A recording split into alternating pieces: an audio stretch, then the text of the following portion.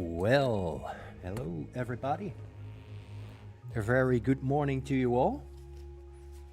And as you can see, I've been prepping this page for continuing on with my challenge career.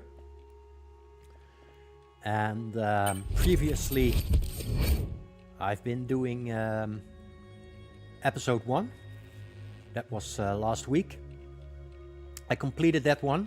Jack Doohan, who signed up with the Alpine team, coming from F2 and signing up with F1. And as you can see, we can continue now.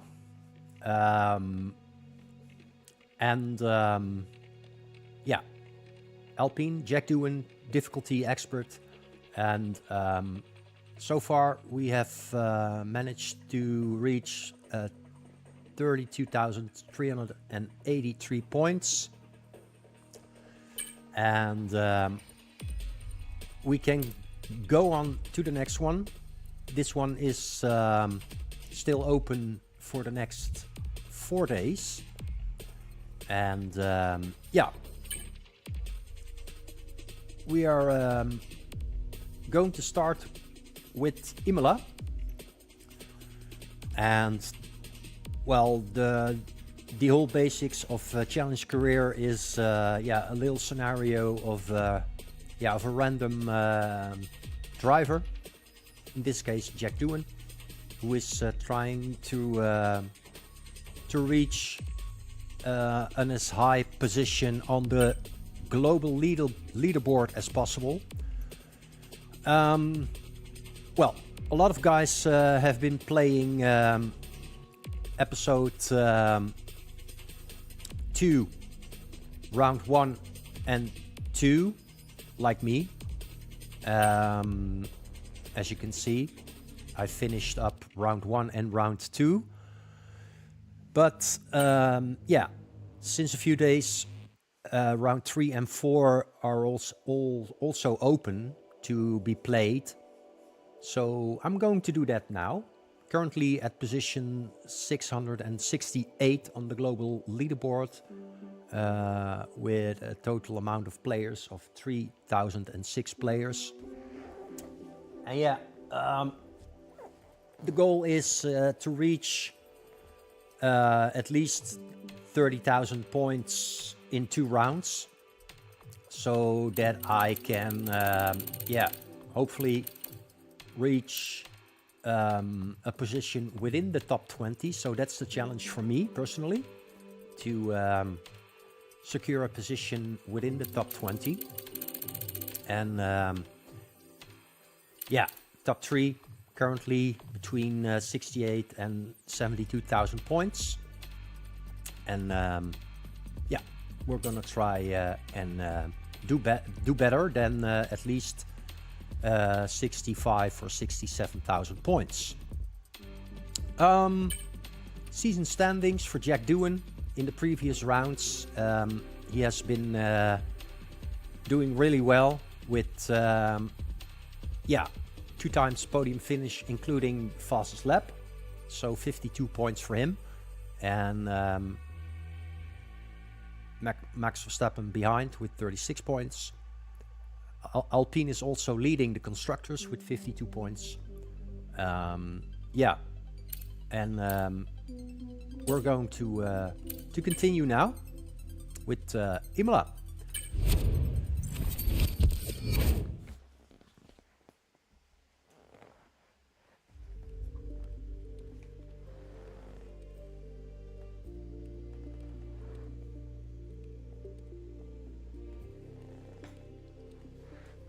So yeah, the whole basics of this challenge career is yeah, pretty much the same as a normal driver career or a normal my team career, even a 2-player career also. You've got the overview, the specialists, driver details, R&D, research and development, your vehicle, and the standings. And yeah, some messages. And the Challenge Career leaderboard is yeah, something a little bit different than a normal career. But in the specialist section, we can choose our experts and set goals. My manufacturing expert, we're going to visit my specialist here and choose a goal. Drive 56 kilometers during the race weekend or complete 2 sessions without damaging your car. Well, let's go for that one. The wind tunnel engineer, complete a session with the fastest lap, overtake 5 cars on track in the race, back markers not included. Well, I'm going for the first one. And the quality assurance tester, spend over 45 seconds in 4th gear during a race weekend or incur no more than 3 penalties during the entire weekend. Well, we're going to do the last one. And the strategy analyst, perfect the race strategy practice program or perfect 1 practice program during a race weekend. Yeah. Yeah, we're just going for the first one. All right, that's that. We're gonna have a look at our vehicle because the last time I finished the previous rounds, I fitted car parts number 2. That's for the race. And now I'm going to switch back to car parts number 1 for practice for this new episode and the new rounds. Always take part number 1 as your practice part setup, and then just after practice, before you go into quali, you go back to the second fitting part of your engine. So yeah, so you have really fixed only the fixed parts for your practice. So you have only the wear in your practice for part 1, and part 2 you can use for quali and race.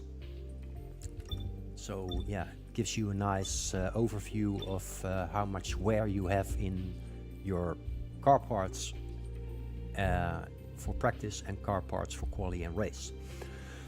The whole setup of Challenge Career is a full practice session, a 1-shot quali, and a 5-lap race. So yeah, let's crack on without further ado. And we are receiving some resource points which we can use for develop our car. And also you okay, receive... mate, I'm pleased to say that our new parts have come through without any issue, so they'll be on the car ready for the next race weekend. Like he says, you receive some upgraded and developed car parts during the season that you can fit to your car. Apparently there is a little season break, so we're going to start that and continue. And there will be the option to advance time, and we will receive another bunch of resource points and development upgrades. And as you can see, sometimes it fails, the upgrades. So you have to go to the R&D section to redevelop those failed parts. Yeah, episode 2, round 3, tire allocation, yep, balanced, and we go on to the race weekend. Here we go.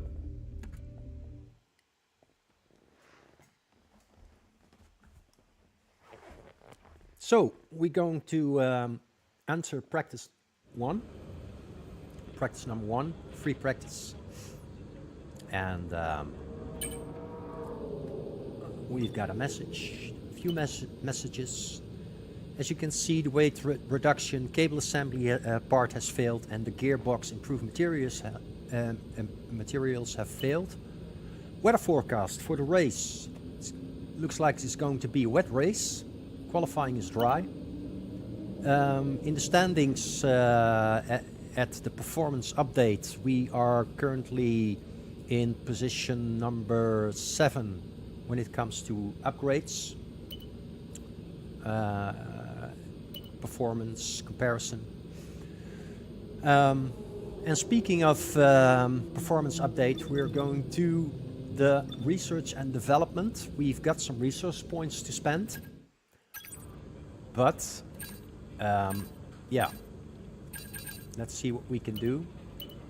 There were some failed car parts. Let's see where they are and if they are already in development.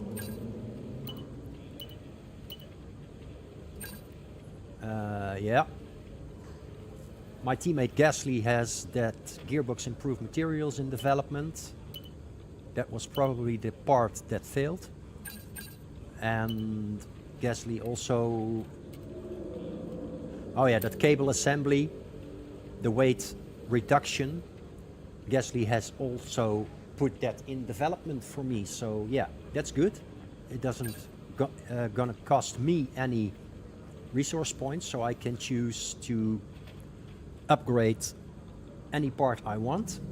Let's click on recommend upgrade. Let's see what the game says.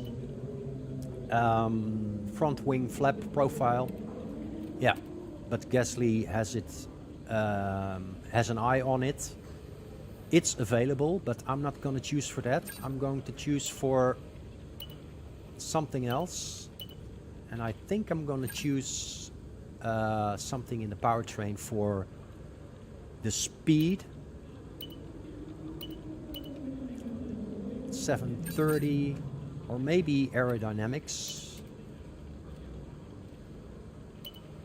because yeah, Imola is good with aerodynamics to choose. Yeah, maybe I'm going for the beam wing. Going to develop that. I've got 539 resource points left, so let's see. I don't think I have enough money to spend it on anything else. No, I don't. But if you go on to the practice, you can gain some more resource points that you can spend in R&D after the practice. So yeah, let's go on to the practice then for now.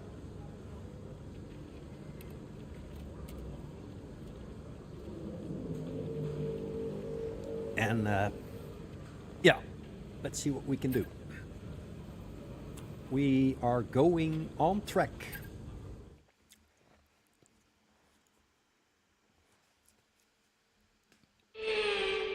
Ciao, hello and welcome to Imola. We're just about to get ready for practice. Great to have your company. As you can see, it rains. Well, that's good because the race is also going to be wet. So that's good that we can practice in the rain.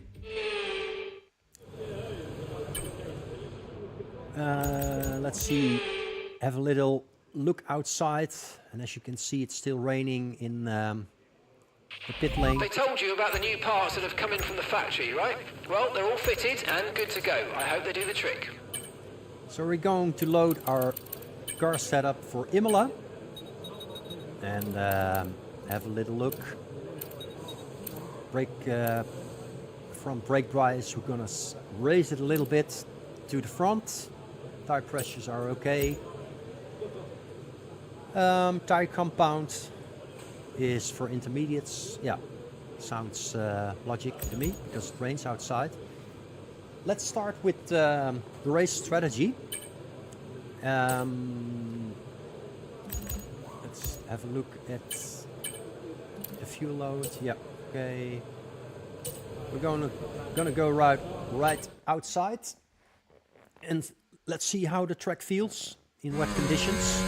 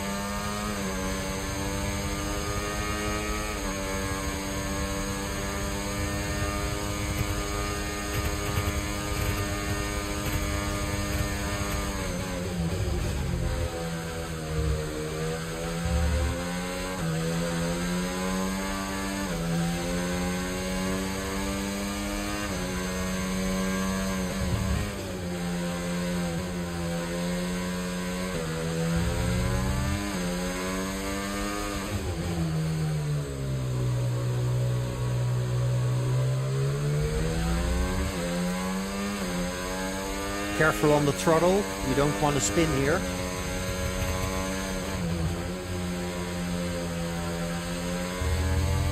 Yeah, and Imola is also known for its track limits.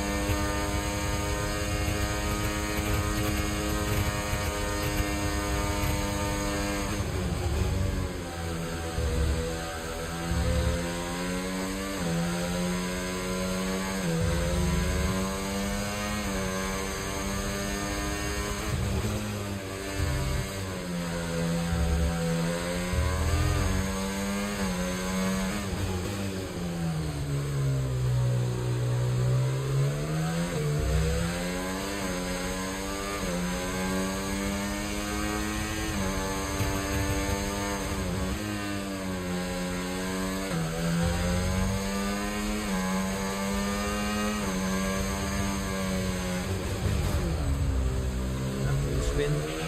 10 minutes left of this rain, then we think it's going to dry up. 10 minutes.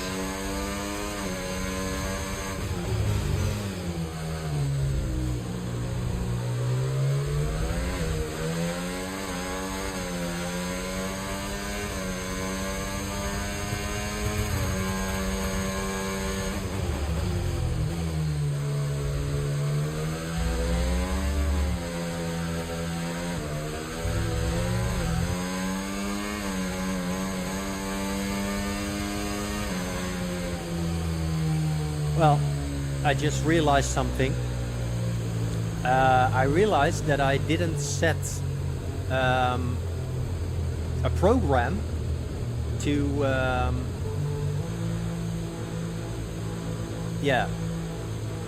to enter this first few minutes. I just did the quali lap with no practice program set, so that was a bit stupid of me. But yeah, actually it was now a sort of a quali lap.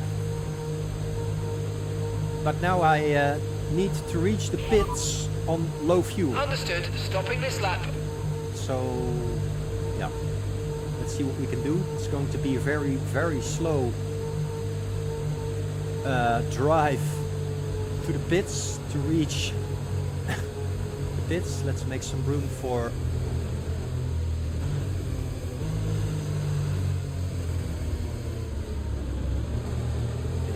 for Verstappen.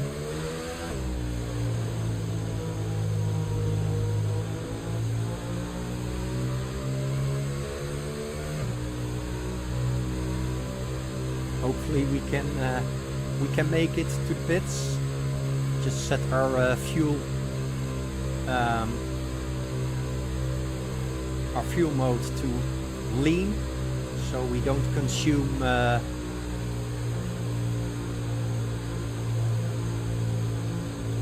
as much fuel, more fuel than needed.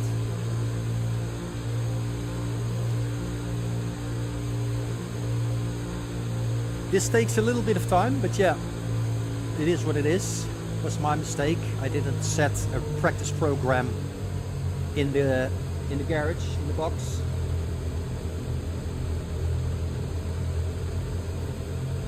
Someone's coming, so I have to give it a little bit of room and space. It's a Kick Sauber, Manju Joe. Here he is. And Alonso.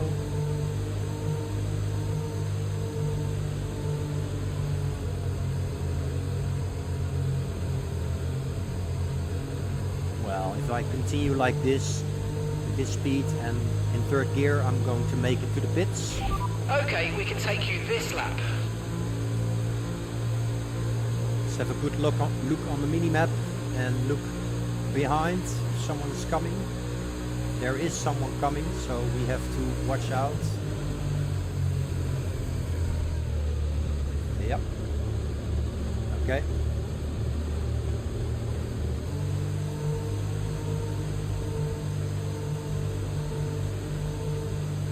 Everything's all right.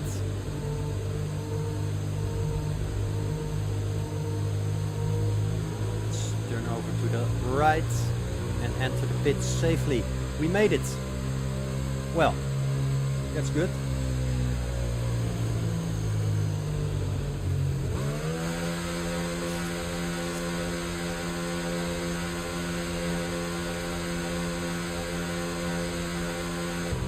Well, at least we made a sort of a quali lap without actually choosing a practice program.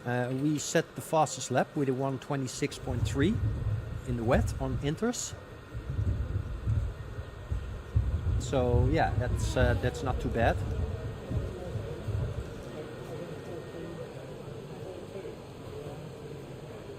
A little info about the level, the expert level.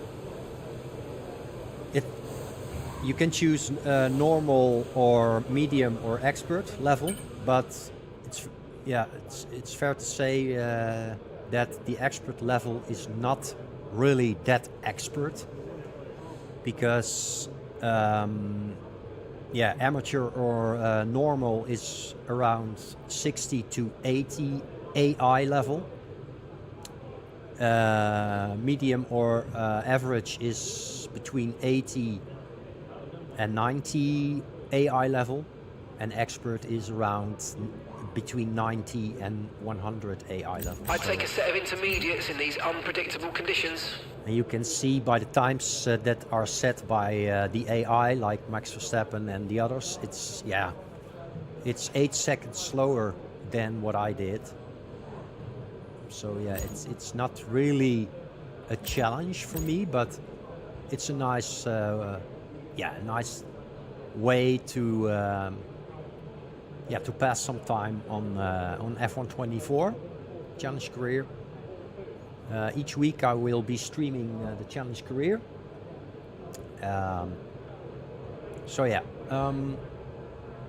We just failed to do the practice strategy, so we're going to do it one more time. Now, practice strategy, we are going to choose our old inters on which we did that fast quali lap. So yeah, we're gonna start, and weather change warning. Let's see. Intermediate, bet in the current conditions.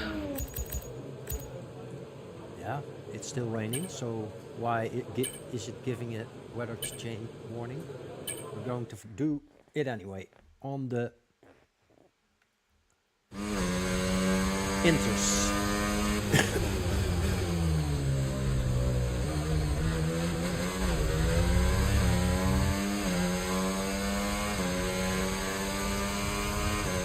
Okay, we need a few solid laps here to help us calculate a good race strategy.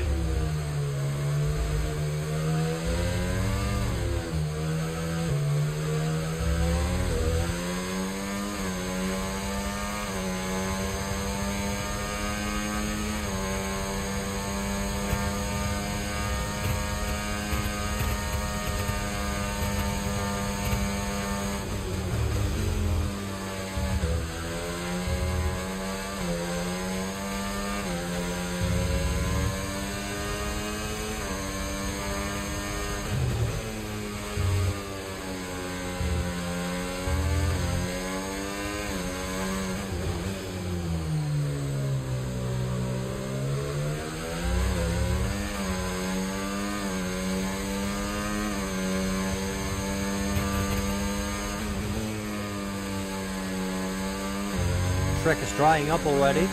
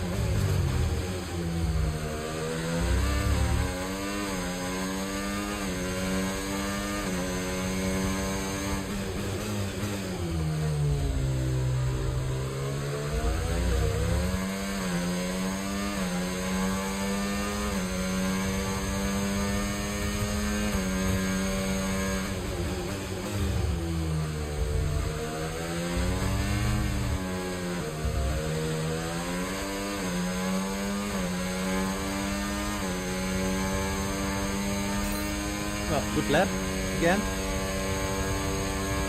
It's the fastest lap.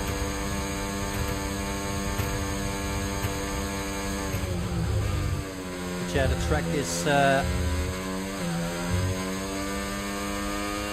drying up more and more.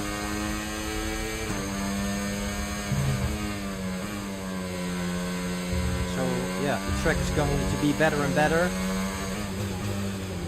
More grip each lap. So I started off on intermediates because it was still raining.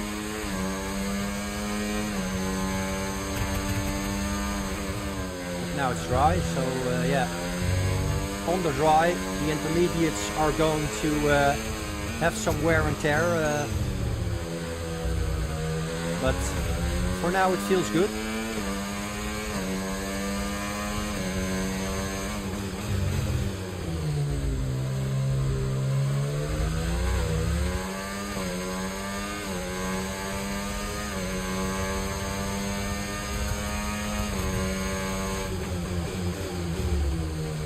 Science is in my way. It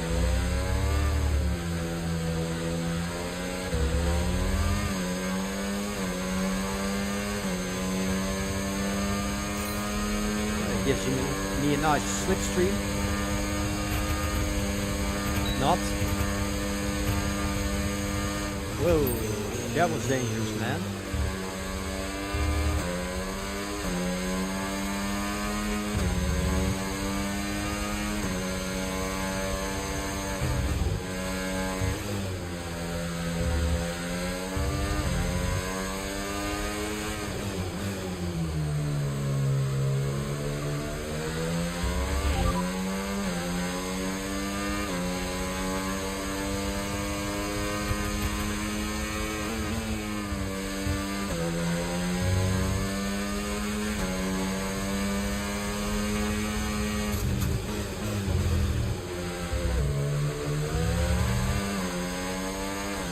Okay, everything goes well.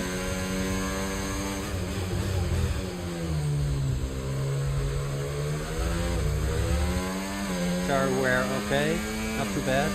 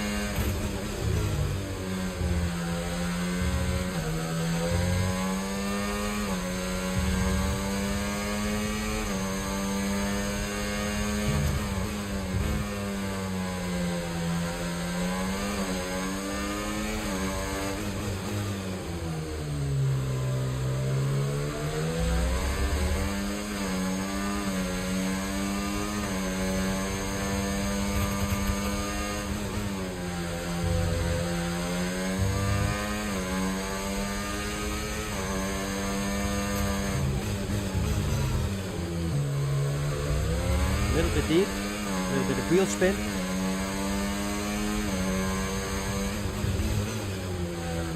Go out of the way. What are you doing? Why are you using ERS? That's so stupid. What was he doing?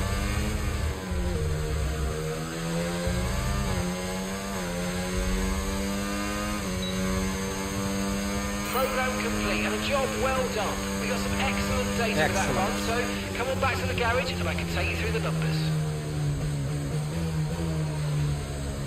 Okay, we're going to return to the garage. We have a specialist goal, perfect race strategy practice program, so that's good. We're going to return to the garage and look at the results.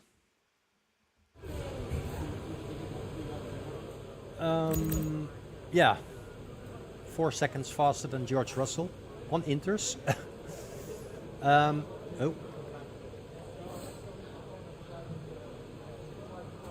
We did this race strategy practice program, 4 out of 5. I don't know why it's 4 out of 5. Engine power, incur below average tire wear within a single lap. Yeah, okay, maybe that was a goal that we didn't reach, because yeah, two-thirds of the session was in the dry, so I had extra high tire wear. Well, I'm going to take a short break to make some coffee while the time is counting down to 0, but I will be back in 1 minute.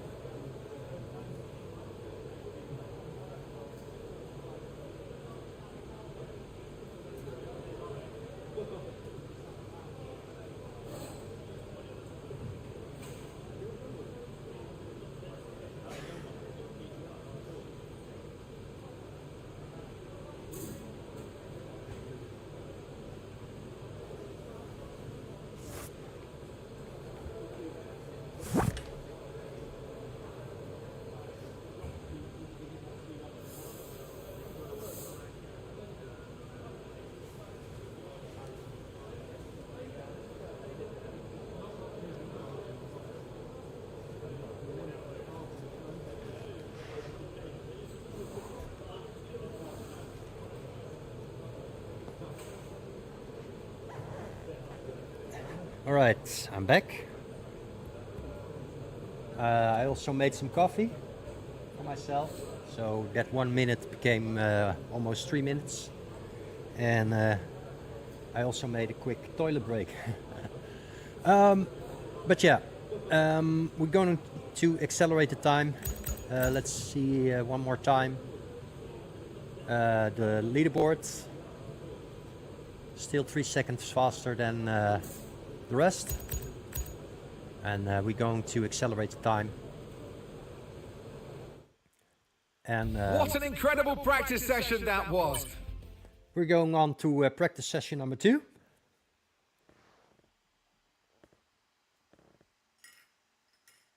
As you can see, I have my Alpine. As you can see, I have my Alpine outfit on for our mate Jack Doohan. The Alpine shirt. It's the Alpine shirt from last year, and the cap of last year of 2023. I also have some nice outfits of Aston Martin, V-Carb. What else? Yeah, an Alpine. Some caps. Yeah, it's nice. Okay.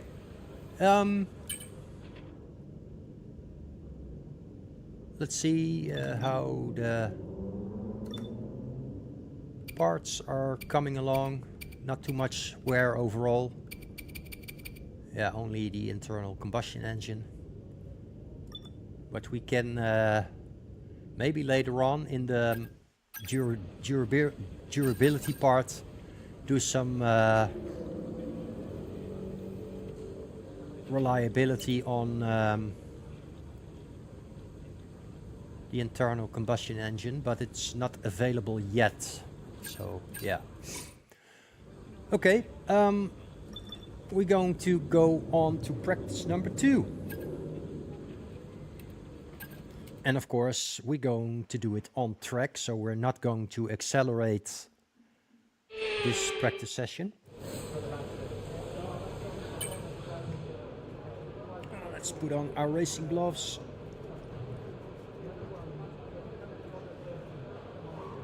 To protect the handles of our Fanatec steering wheel. Yeah, what I'm going to do is the track acclimatization.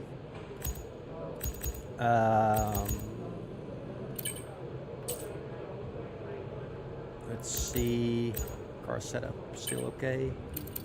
Yeah. Going to lower the front brake bias again because yeah, it's dry, so that's good. Tire select, we're gonna do it on mediums, yeah. And that is also recommended. So yeah, let's do this.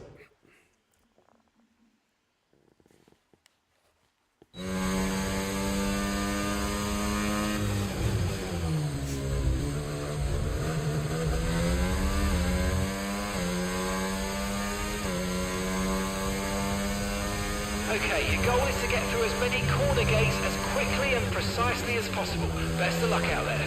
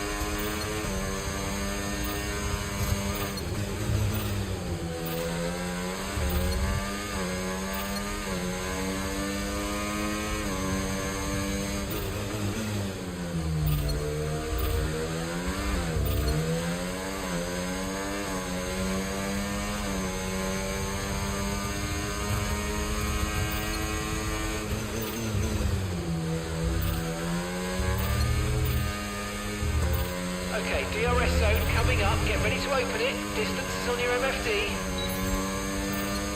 Okay, test complete, and that was a really good job indeed. You got a lot of valuable information out of that. Well done. Yeah, that was good. A good track acclimatization practice session. So, and we made it.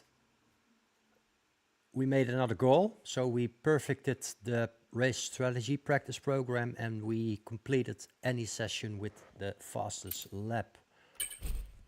Yeah, we did that already in practice number 1. So, and as you can see, all purple sectors, I nailed the gates.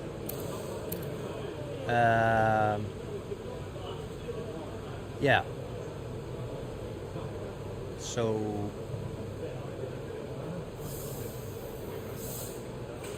it's good.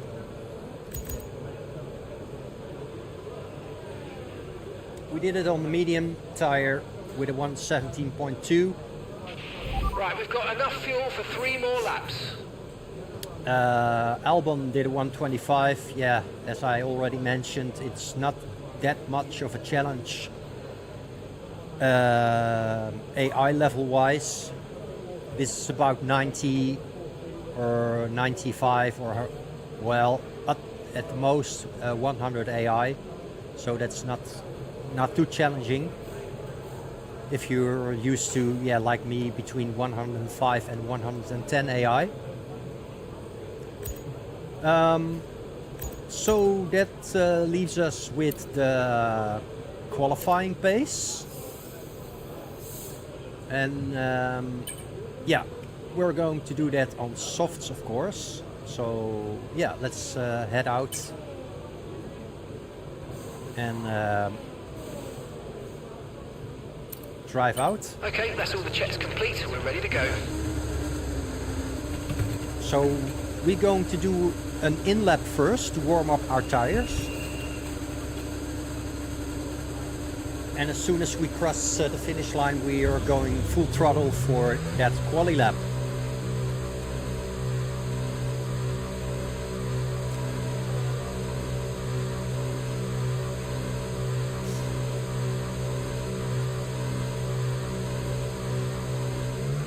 So we've got some nice clean air in front of us, a nice clear track.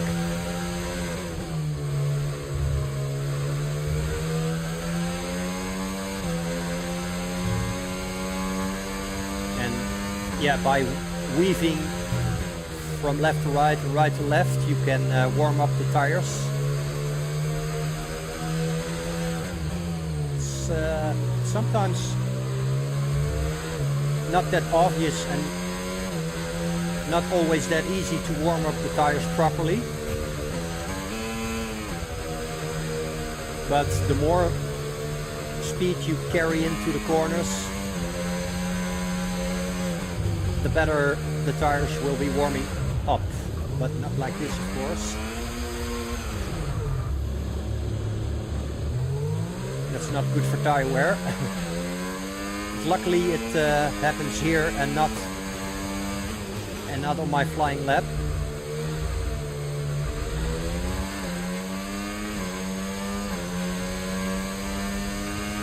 So let's go.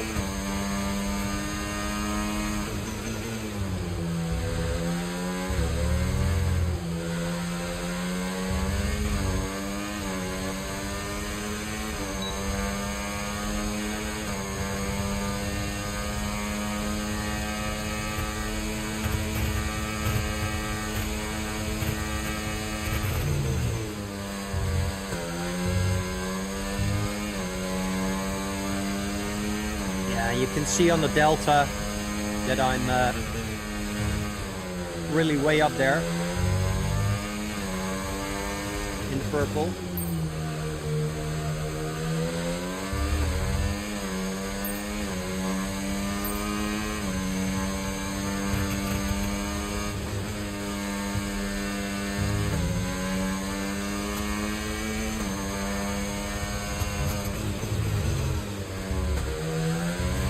Really easy to invalidate here.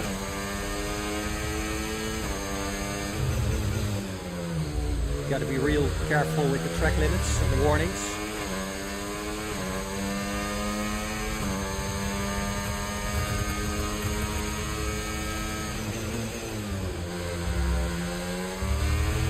Really use the curbs, maximum curbs on the exit also, and this is going to be a P1. Program complete and a job well done. And a good, some excellent data with that run, so come on a back good to the quali garage run. and I can take you through the numbers.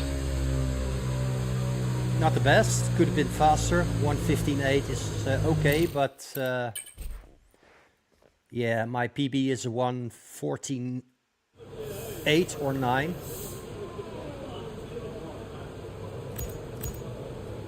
But it depends which mode you're playing. This is ChallengeCareer. You can also do my team, my career, but in time trial I think I have a 1:14.9 or something like that. So we nailed that qualifying pace, and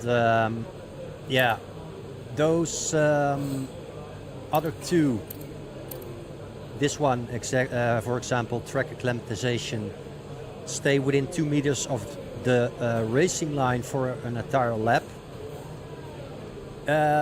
Yeah, that's something in the game that doesn't really work that well. The game doesn't really give you the reward for that extra point for 5 out of 5 if you do it perfectly. The game just refuses to give you that extra point for staying within the 2 meters of the racing line for some reason. It's a bit of a glitch or a bug or something. But the other one, the race strategy, we can do that. Incur below average tire wear within a single lap. So we're going to do that. And we are going to do that on the softs, on new softs. So yeah, we can choose the tire compound. We're not going to do it on the used mediums because there is already some tire wear on those used mediums, so we're going to use new softs. So yeah, let's do the flying lap. Let's go.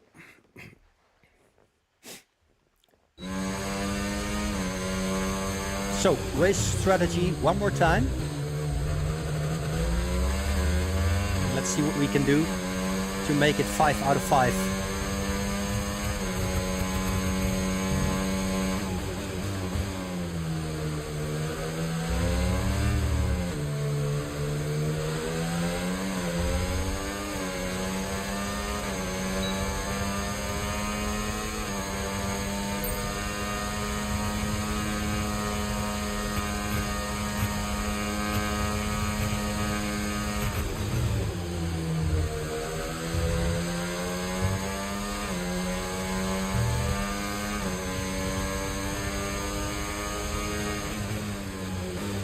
Yeah, and the only thing we have to do is gently go around the corners, not scrubbing too much on the tire wear, so we can stay below the 10%.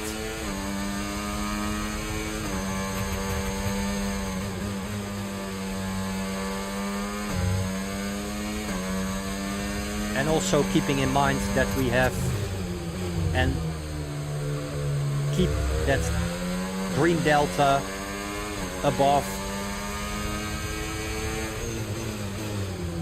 Yeah, keeping it in the green.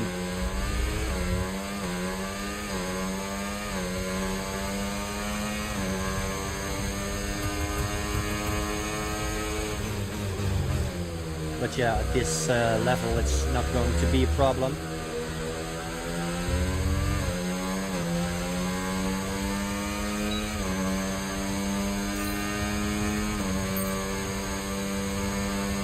Nice average tire wear.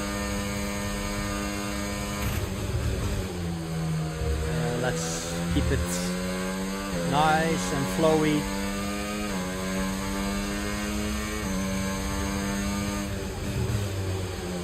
Do a little engine braking.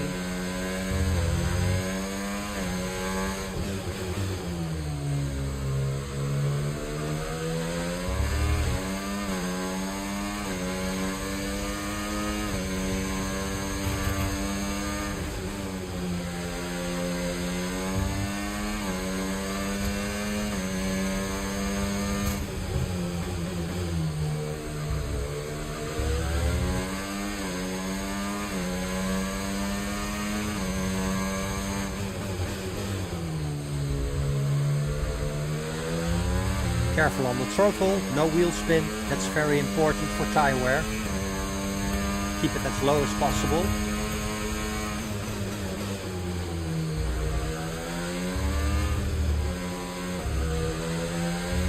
Yeah, you can do that by upshifting a little bit earlier.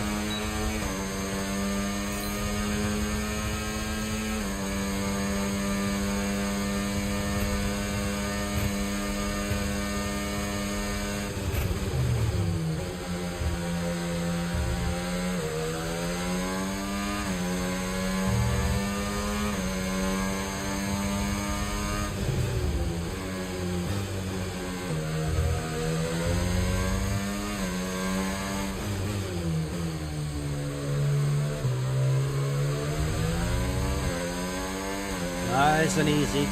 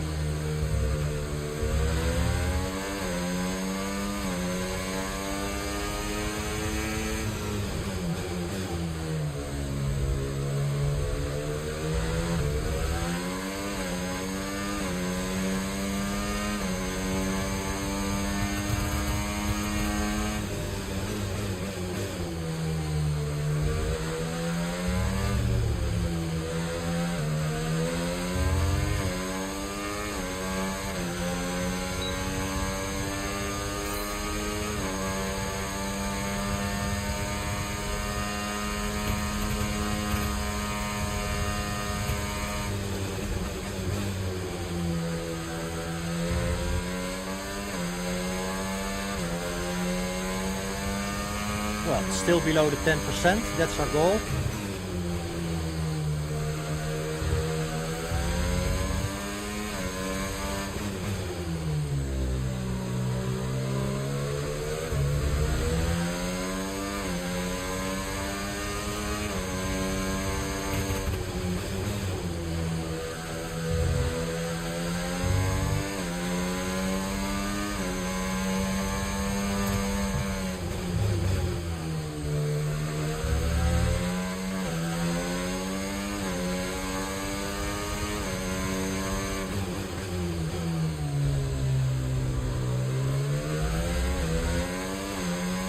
Nice balance on the rear, 7%.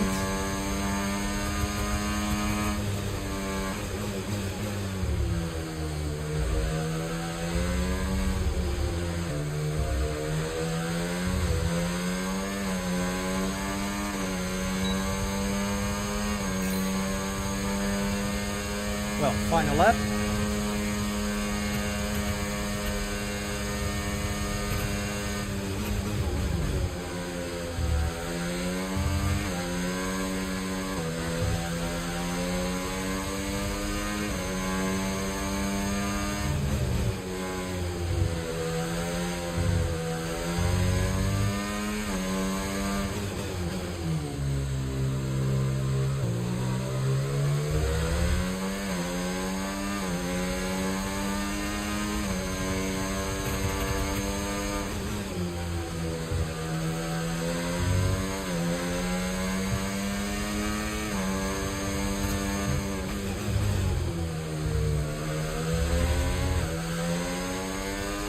Perfectly balanced, 5% in the front, 8% on the back.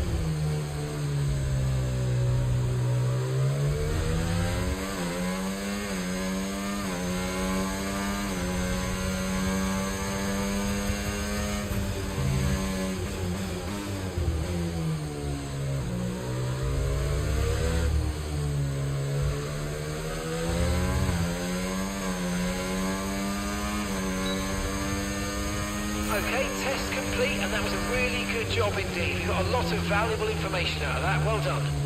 Well, thank you, Jeff. That's my engineer. We're going to return to the garage and see if we have perfected the race strategy program.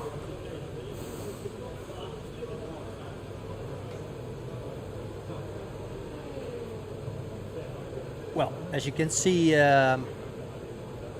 the red line is the tire life, and the tire life by lap 5 is still on 92%. The gray dotted line is the projected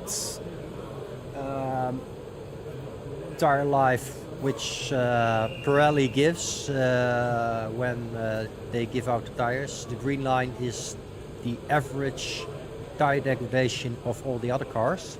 So yeah, I'm way above that. I'm doing it really well.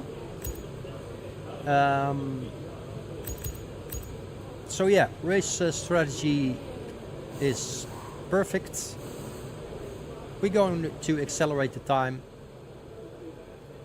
And what we are going to do right now is to... And if today's practice... do the practice number 3, but we are going to do the accelerated version of that, and I will show you what that entails. And what it entails is go to next session and go to quick practice, and the only thing you have to do is what remains is the track acclimatization, and you can just click on advanced, and then you have completed that objective as well, and then you can end the session. And so by doing that, we skipped a little ahead in time, and we are going to go straight on to the one-shot qualifying, but not before we have gained some more points in our overall rating. And that means we have got 3 programs perfected, and 3 practice programs passed, 20 laps completed. So yeah, and we got some experience points for that. No racecraft, awareness, pace or focus points. I think it's a bit stupid of the game because I set in 3 practice programs 3 purple sectors, the fastest lap. So you would assume that on pace level I would have gained some points as well, and maybe also on racecraft and focus and all, but there are a lot of things that EA and Codemasters should improve to make the game better. With that being said, we're going to read one little message. The qualifying is dry, and before we go into qualifying, we are going to set all our engine parts to the second fitting with less wear on those parts, of course. As you can see, gearbox only 3% wear, control electronics 5% wear, turbocharger the same, energy store 4%, the MGUH, the motor generator unit heat 7%, the MGUK 5%, and the internal combustion engine at 8%. And you can see the difference. My practice parts are 44% on the internal combustion engine, 5%, 24%, and here 37%, 24%, 32%, 18%, and 18%. But that's because I have already completed round 1 and 2 of episode 1 in all the practice sessions there. So that's why there is a little bit of wear on the practice part I use.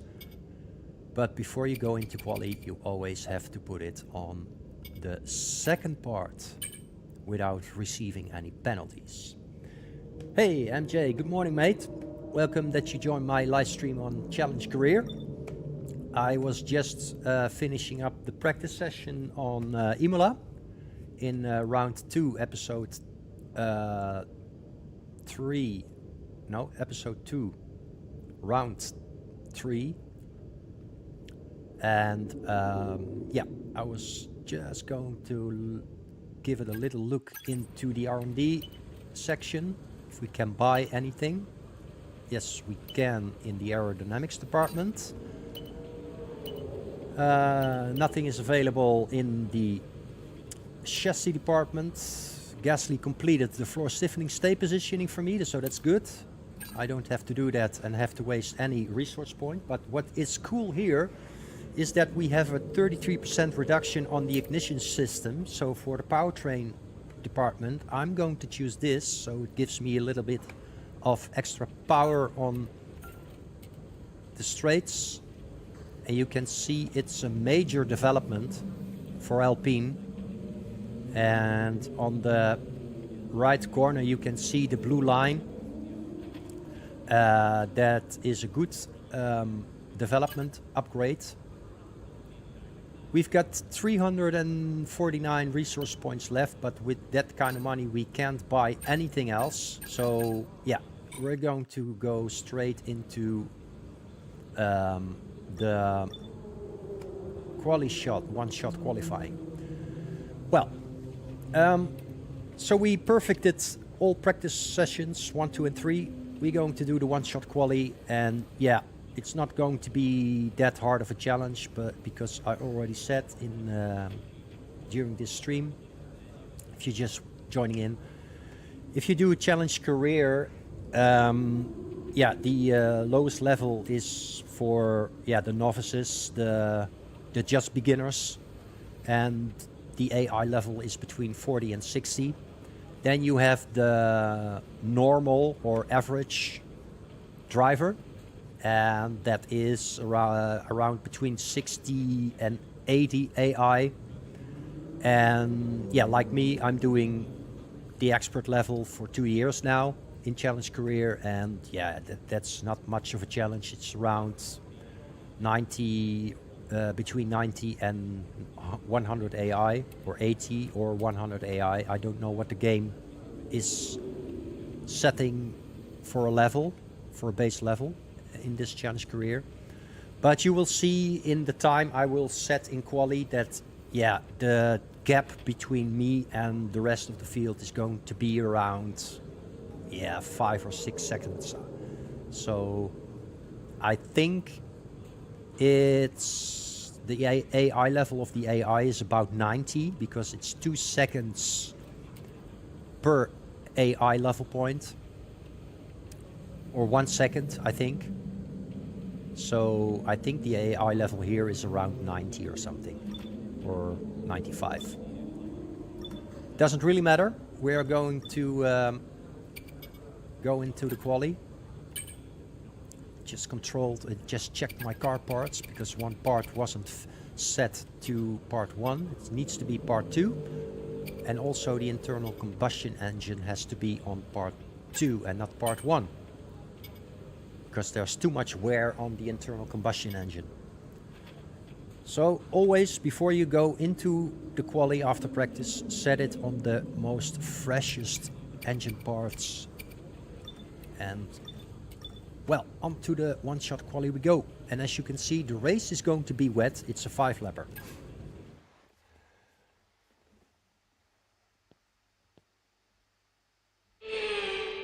Welcome along everybody to Imola, just down the road from Ferrari HQ, and they know a thing or two about pace, and pace today is king. It's qualifying day, and it's great to have you with us. Yeah, MJ, and rightfully so. Everyone is complimenting you on your comps. I couldn't help myself. I made a little clip of it where you made the best quote on comps in CLR Season 3 this year so far, and I don't think anyone is going to beat that quote of yours. I actually called into life the option to make a poll for the best com quote award, hand out to you for making that beautiful remark on my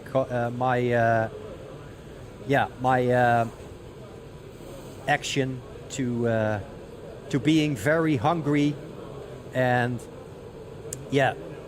wanting to eat up the guy in front of me. It was really good. You can look into the Discord, MJ, Discord CLR, the main chat server or the general chat, because I put up the link right there of the clip I made. You're gonna watch it. Just watch it, take your time, and yeah, it's just perfect. It's just perfect. I shared it with the entire CLR Discord, and I also gave you a little text message, personal DM, in your personal message on Discord, on your, and I made a little voice recording with dictaphone.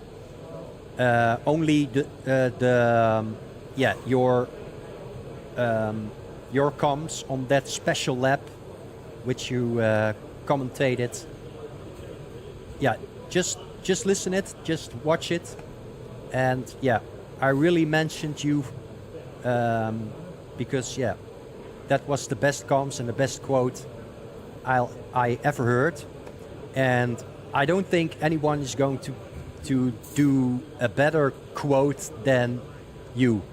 And you were saying while I was just improvising on yapping, I'm very good at yapping. Yeah, well, it was so spontaneous and so out there, so good that yeah, I'm saying in Discord, in CLR general chat, general chat and main chat on Friday, that there should be a comms award, and yeah, my nomination goes to you, mate. Yeah. Also, yeah, we also have to give credit to Sleep Slot on Thursday. He's also really good. You're right, and I will put an extra message out, a general message to all the commentators like you, Sleep Slot, George, you of course, and we have also Apple also is doing comms. So yeah, there should really be some showing of respect and recognition for you guys doing comms on Thursday and Friday, because yeah, it's just great. It's just great to watch back the Twitch live streams of the races on Thursday and Friday. So yeah, great. Really a great respect for yeah, all of you. But yeah, I really had to mention you, MJ, for doing the best quote so far on CLR comms. So yeah.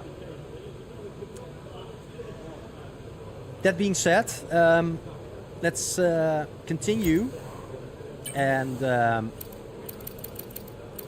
put in a good quali hot lap. A one-shot quali. So let's go.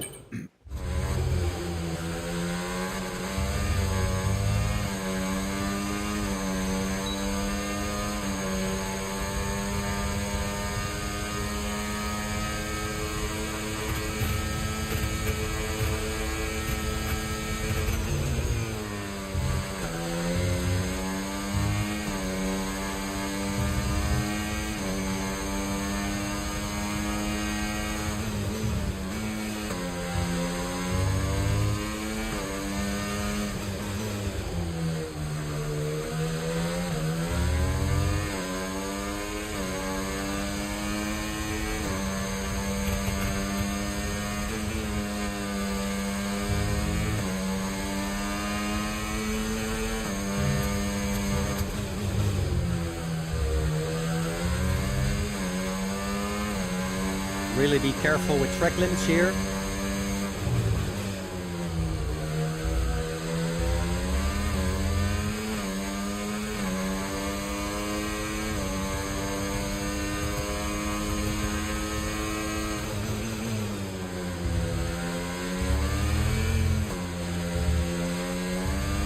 Yeah, it's going to be a good lap. Could have been a little bit better. 1:15.3 is okay. In other careers I have running, like my career and my team, in the rounds. That wraps up qualifying, but don't worry. In the rounds I've done there at Imola, it was a 1:14.8 or 14.9, I think. And if I'm not mistaken, it's around that time also what I have in time trial at Imola, 1:14.7 or 1:14.8. But this will do. And as you can see, like I said, the difference between my pole time and Max's time is around 6.5 seconds, 6.2 seconds. So yeah, like I say, each AI level point up from 90 onwards is about a second. So yeah, I think this is around 90 or 95. I mean, between 95 and 100 or something.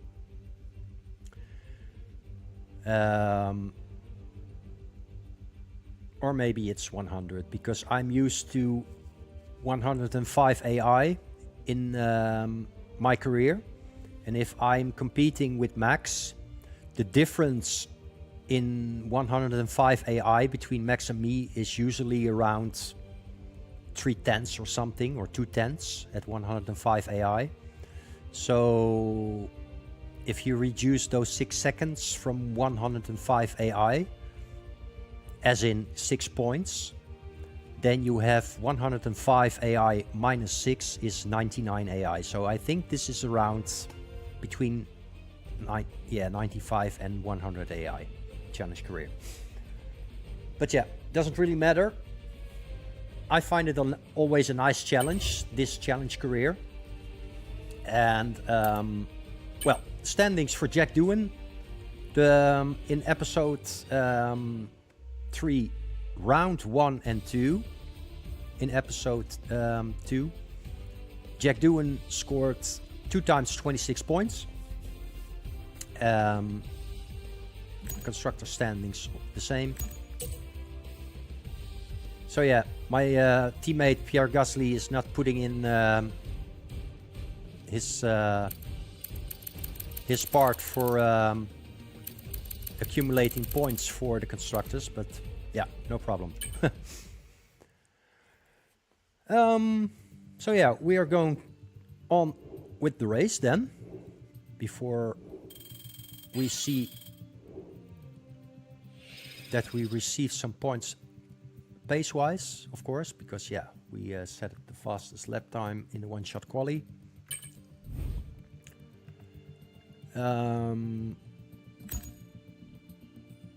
Qualifying position versus expected. So you can see that the game expected me to drive a P13, but yeah, I've got or P14, and I got 13 places ahead of that P14 that the game expected from me as a Alpine driver, Jack Doohan.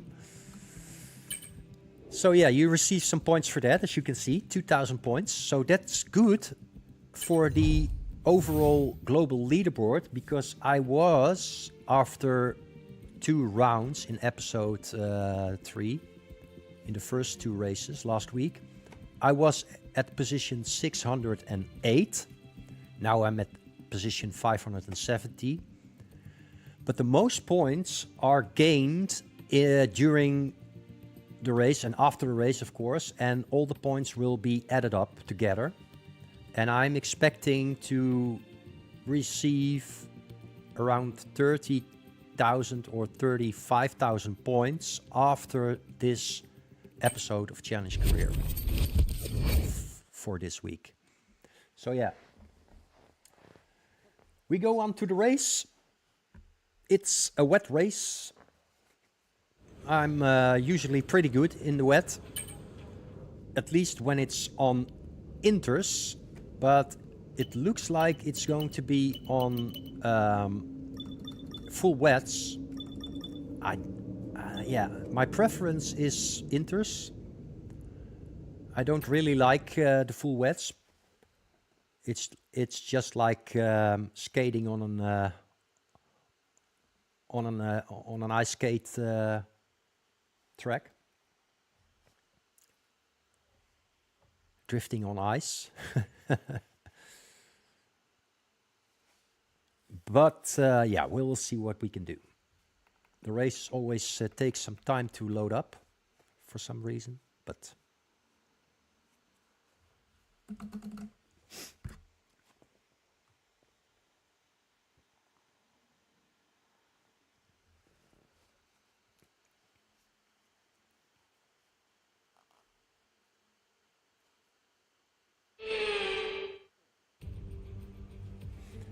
All right, here we go. Today's venue has a full name that is perhaps lesser known than its informal one. So today we're at Imola, or to give it its official title, the Autodromo Internazionale Enzo e Dino Ferrari, named after their legacy. A beautiful tribute at a beautiful circuit. It's time, everyone, it's a beautiful for the circuit, Emilia-Romagna absolutely. Grand Prix. Unlike most Formula One tracks, Imola is driven anti-clockwise and offers our drivers today just over 3 miles of glistening wet tarmac to negotiate. It's made up of a roughly equal split of 9 right-hand turns and 10 left-hand. Watch the drivers on the way into turn 16. Managing their speed there will be crucial, with the rain only adding to the difficulty of that downhill braking section, which then, of course, leads into the track's longest straight, though no DRS there today, of course. Yeah, no DRS today because it's raining all the race long. Grid rundown looks like. Jack Doohan lines up on pole position, and Max Verstappen lines up alongside. Moving on to the rest of the grid, we have Norris, Russell, Oscar Piastri, Hamilton, Leclerc, Sainz, Fernando Alonso, Perez, 10th position. Stroll, Ricciardo, Albon, Gasly, my teammate, Magnussen, P14, Tsunoda, poo-poo. Joe, Bottas, Hulkenberg, and Logan Sargent. And Logan Sargent, That's of course, he has a penalty. Well, we're going to leave the car setup the same. Yeah.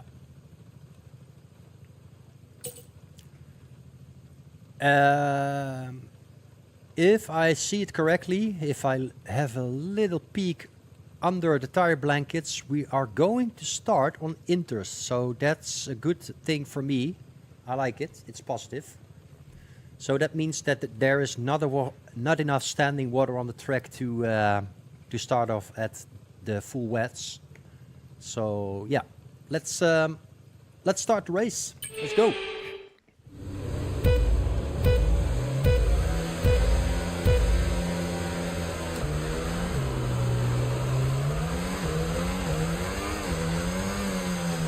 Good start.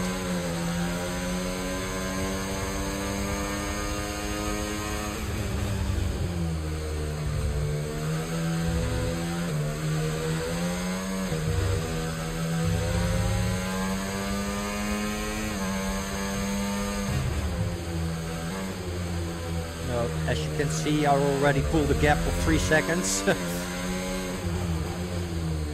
But yeah, at this level that's not so difficult to do. It's good for points. The greater the gap, the higher the points. On the global leaderboard. And my goal is to get a position on the global leaderboard of at least position 20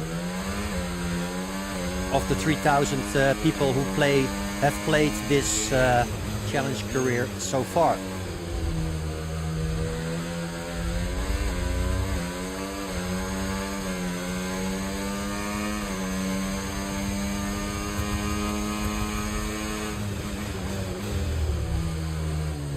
On expert level, that is, which is not really expert level. Well, 8 seconds in the first lap only. That's crazy.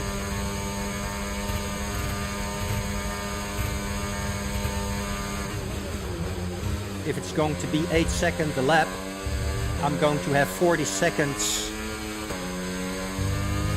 ahead by the time I cross the finish line.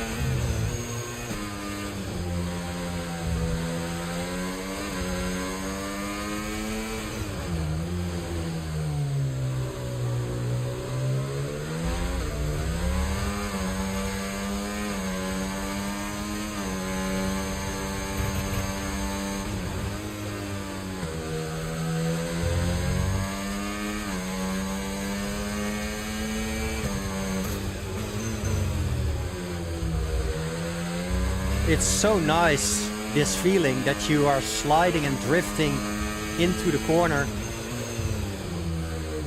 like this, taking the maximum curve there.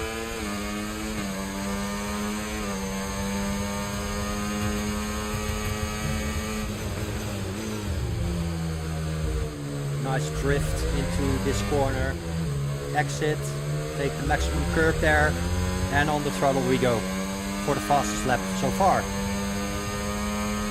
Good job, that was the fastest lap of the race so far. Okay, So Jack, yeah. we've got some clear track around us now, so let's use it and make this next lap a quick one. Let's go. 2 laps, 16 seconds, 8 seconds a lap.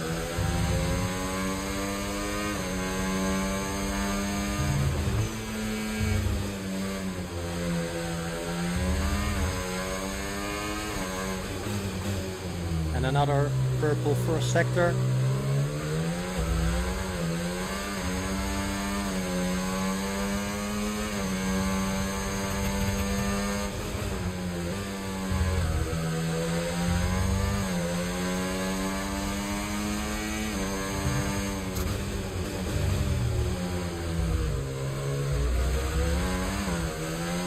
A little bit of a wheel spin.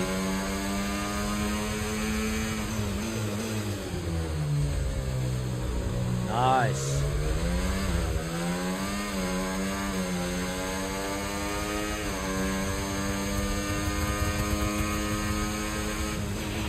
Tyre condition still looking good.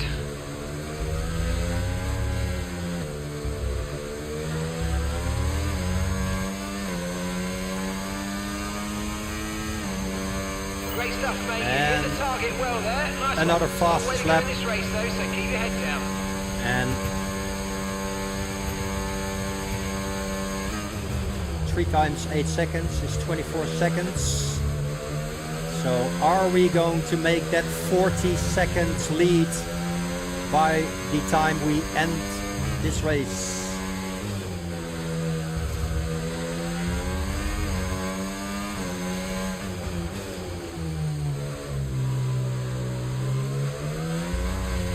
How's tire wear? 4%. That's nice.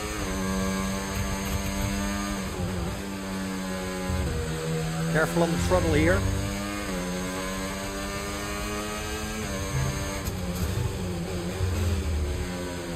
Watch out for track limits and spins.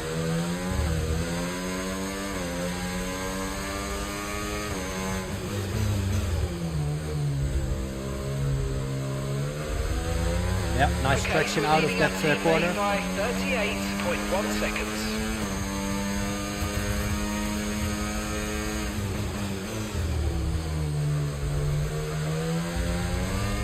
Careful on the throttle here.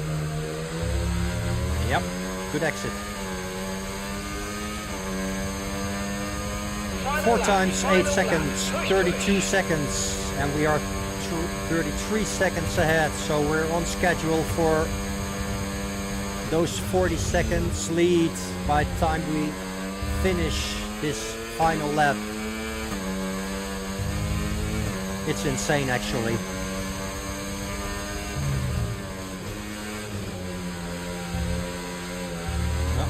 Catching the car a little bit. You can just do a smooth, plain sailing to the finish line. No pressure. Just cruising. Just chilling.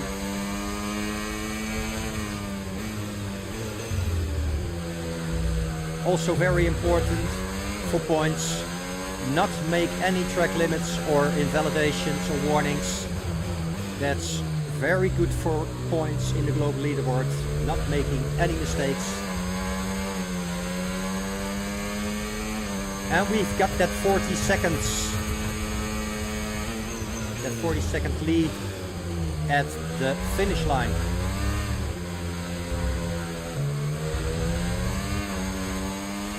And here we go, across the line.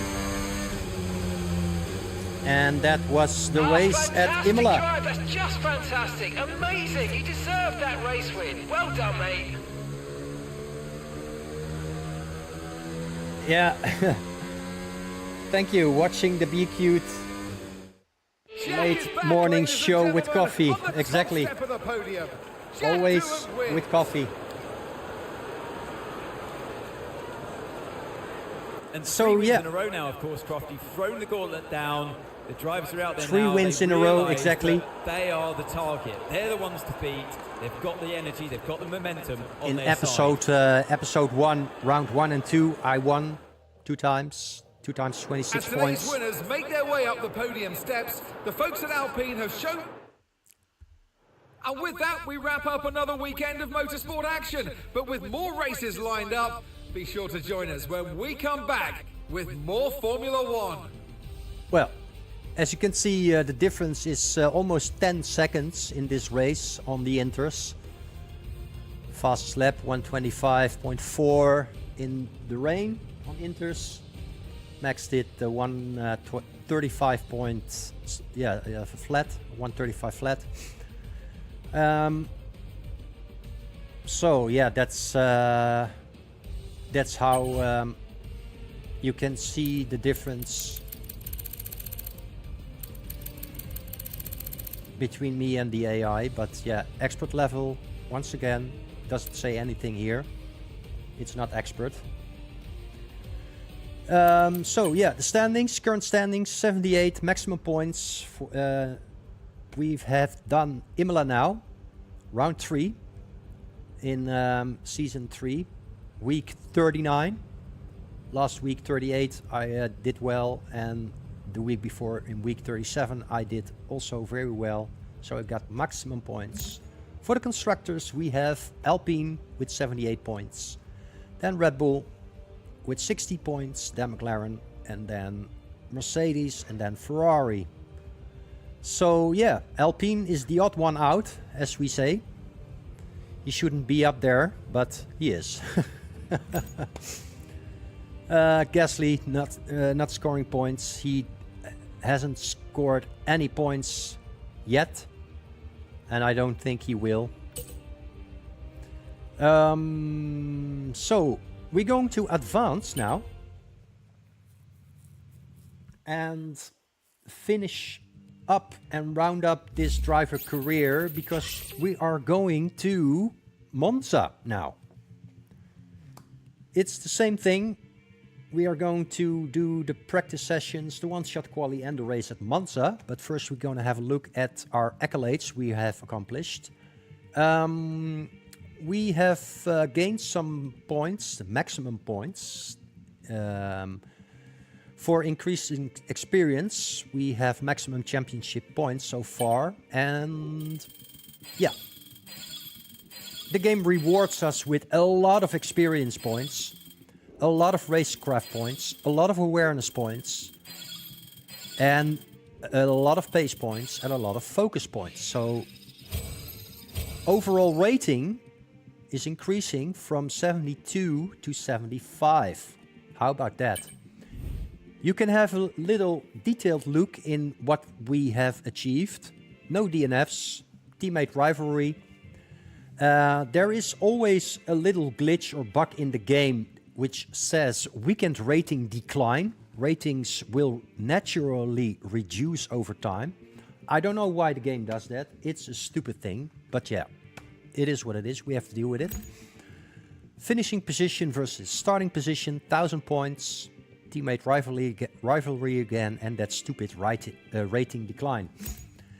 Driver standings, we had no penalties, and that's, as I said, is very important in this challenge career. If you have no warnings, no penalties, or whatsoever, no collisions, you get the maximum points for that, and that's very important for the global leaderboard standings. No DNF, teammate rivalry again, when it comes to awareness, and also here minus 600 points for the weekend rating decline. Why? I don't know. The pace, yeah, very important. The margin to the fastest lap compared to the others is 9.6 seconds faster than the rest. and I'm rewarded with 3,000 points for that. So yeah, that's good. The faster you are, the more points you get. Dynamic objective completed. Average lap time achieve a lap time of 1:38.17. Well, I smashed that one. Focus, finishing position versus expected. That's a lot of points, 6,000 points. So yeah. Well, on to the next one. That's the R&D secret upgrade, and we can do two simultaneous, difficult word, simultaneous upgrades.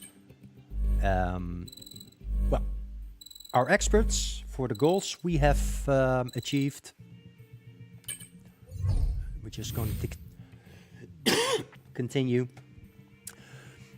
We started this episode Imola Monza round 1 at Imola with 606th position on the global leaderboard. Well, we almost cut that in half, and now we are on position 355. A little recap of what we did. We also made a driver of the day, fast lap, first finish, laps without using flashback. Also very important not to use flashbacks, because if you use flashbacks, it will cost you points. Specialist goal complete. I completed them all. Winning teammate rivalry, best teammate rival, etc., etc. So we're going to advance and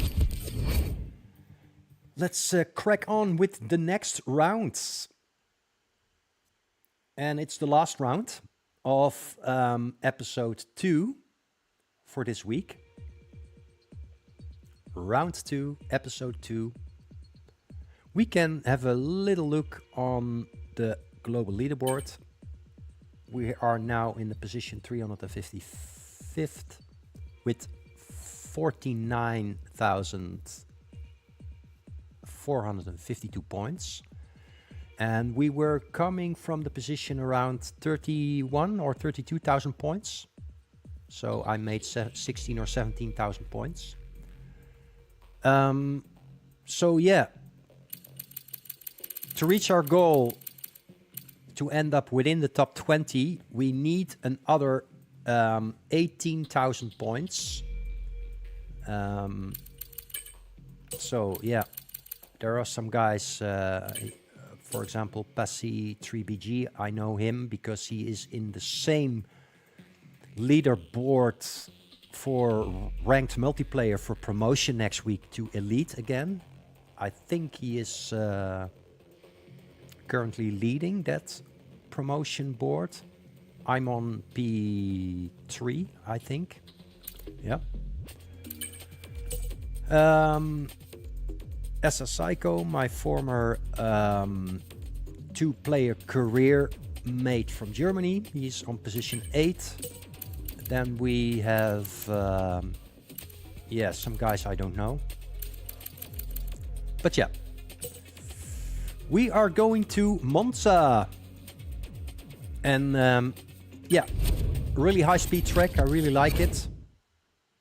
And we're first going to my apartment. Always nice, that apartment. Look at that. Jack Doohan for the Alpine. We got a message here. Championship points. Completed reward experience. Yes, thank you. We're going to set some goals for this Monza round. And we can choose.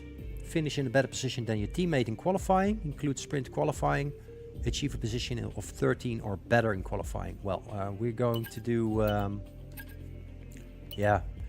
both are really easy. Because, my teammate is... is not doing that good. It's not doing that well. So, and achieve a position in 13th or better in qualifying is also really easy. So, well, we're just going for the last one. Why not? Receive fewer than 3 corner cutting warnings, penalties during the race weekend, or complete 5 laps without any penalties or warning during a race. Well, you get points for achieving a goal, and well, I don't want to mess up during the race, complete 5 laps without any penalties or warnings even during a race weekend. So yeah, I'm having a little doubt, what shall I do? Because you probably get more points for this one, because it involves an entire race weekend. Also this, but this is much easier to achieve. Receive fewer than 3 corner cutting warnings, penalties during the race weekend. Well, you know what? We are going to give ourselves a little challenge, and we go for the maximum points and choose this goal from our material fabrication planner. All right, then the quality assurance tester. Spend over 45 seconds in 4th gear during a race weekend, or complete any session or sessions without using a flashback. All right. Well, we're going to do 45 seconds in 4th gear, because there are some corners here at Monza in which you can accumulate those 45 seconds in 4th gear perfectly. So yeah, we're going to do that. And the last goal is this: our strategy analyst. Earn 5 championship points during the race weekend, or perfect 1 practice program during a race weekend. Well, both are very easy, but we're going for the first one. All right, so that's that. Before we go to first we're going to advance in time and get some resource points. Okay, all the new parts have been fabricated, and we're going to have them with us for the next Grand Prix. And Jeff is saying that new parts have come in and will be ready for the next Grand Prix. And apparently, just like the past episode on Imola, we have another season break, start season break. That's also something really stupid, that you have a season break, 2 season breaks. But yeah, we'll take it, and we're gonna crack on. First, we're going to receive the upgrades for the beam wing and some weekly resources for me and for Gasly. And we're going to see if the upgrades have failed or not. So let's see. Beam wing, okay, good. Resource points, the plank has succeeded, the upgrade. And I'm very curious about the ignition system. Okay, mate, I know we were expecting some new developments to come through, but I'm afraid to say that some of them have failed quality control. We're going to need to tell the team what to redevelop via the R&D screen. Well, that was the part that I chose to develop, but that part failed, so I have to start this development.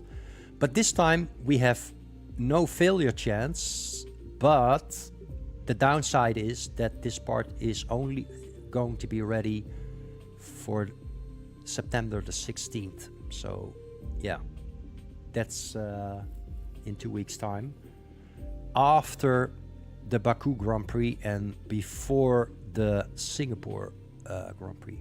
But yeah, we're going to do it anyway. Okay. Is there anything else we can develop?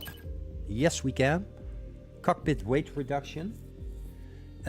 It is available, but Gasly is looking at it, and he probably wants this upgrade.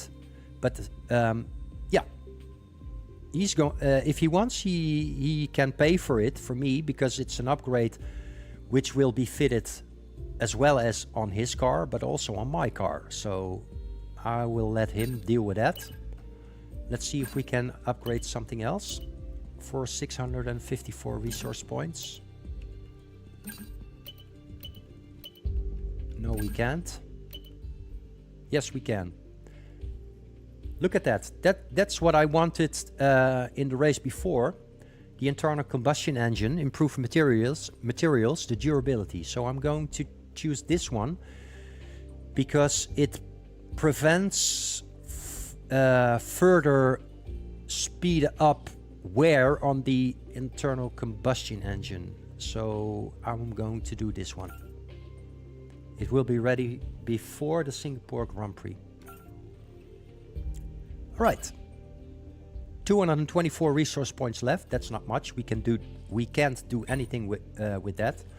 So before we go into the practice session of Monza, we're going to go back to the first engine parts, which we have reserved always for practice sessions. And if the practice sessions are completed, we are going on to the short quali, and then we go back to the second engine parts, which are reserved for quali and race. Well, then everything is set to go, and we are going to the race weekend. And while the commentators are waffling about the race weekend, I'm going to make a cup of coffee, like MJ says in chat, watching the Be Cute late morning show with coffee. And that's what I always do. I drink a lot of coffee. It is exactly 12 o'clock in the afternoon, but it is always time for coffee. So I will let you watch this one. And meanwhile, I'm going to make myself a little cup of coffee. Oh, it's practice, but I thought there was going to be an introduction, but there isn't. But I will be right back in 2 minutes. I will be right back in 2 minutes.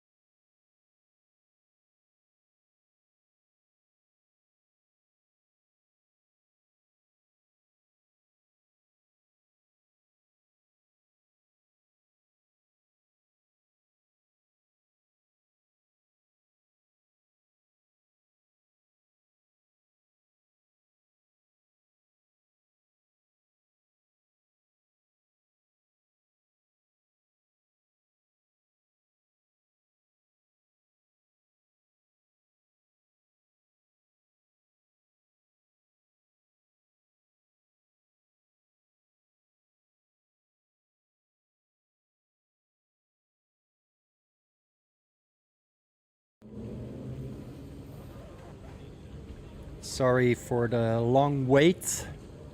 I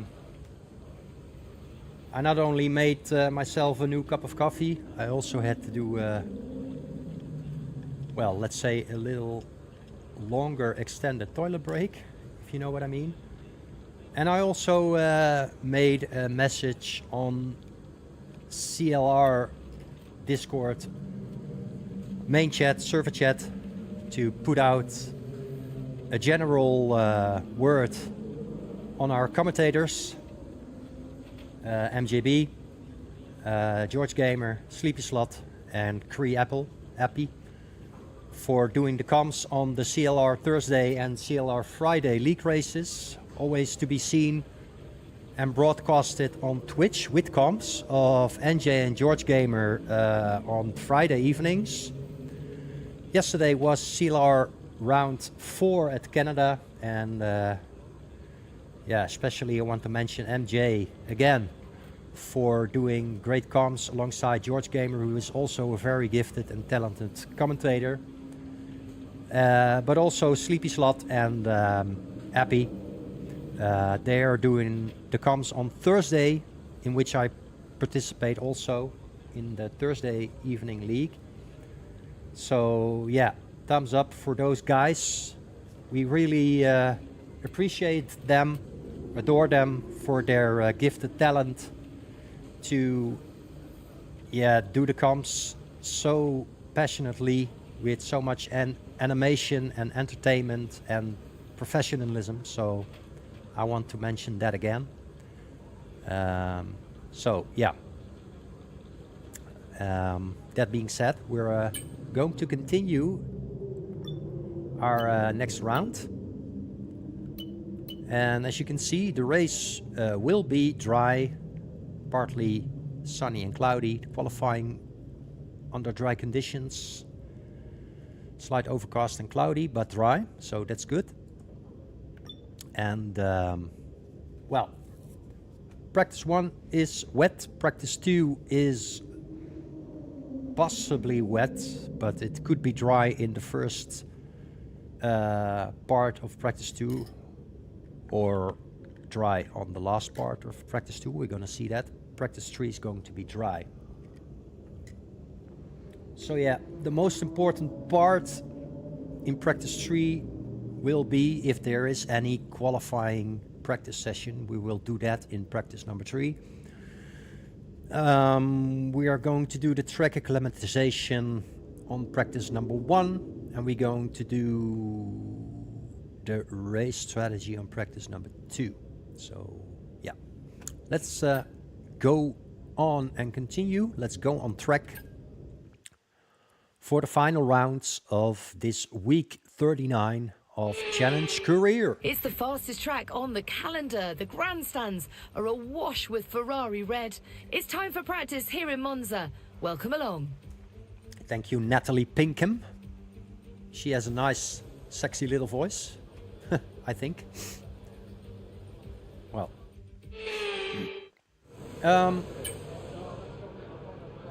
So we have race strategy, fuel management and qualifying pace. Okay.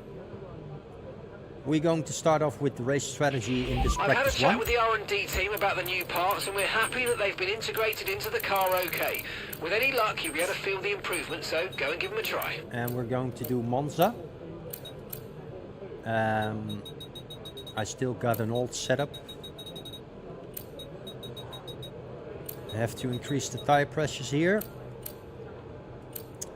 And the rest is okay. Maybe this, I'm going to up it a little. We're going to do half for now.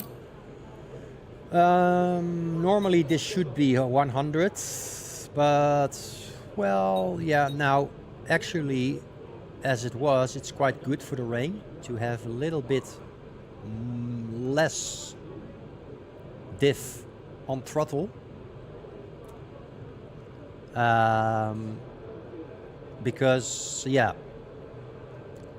if you do it a little bit more unlocked, so in other words more open, there will be less tire wear and a more gradual transition of traction loss, whereas a more locked setup provides an advantage in outright traction.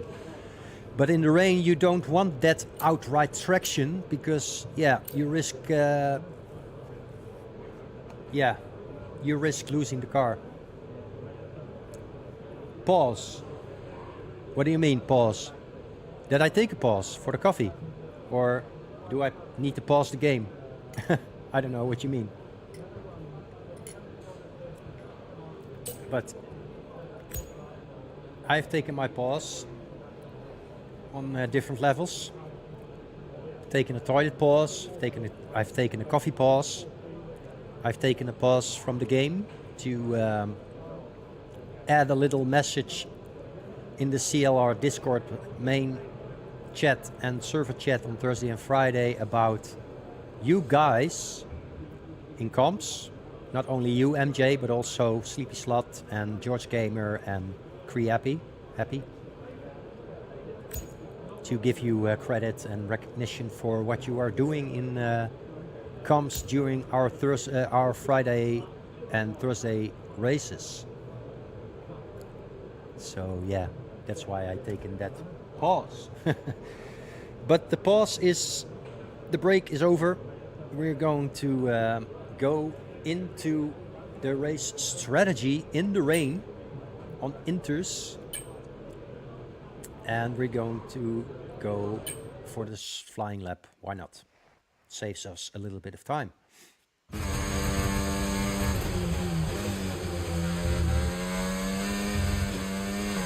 right, let's go. Okay, give us some good, consistent laps, please. We're looking for good data that we can work into a race strategy.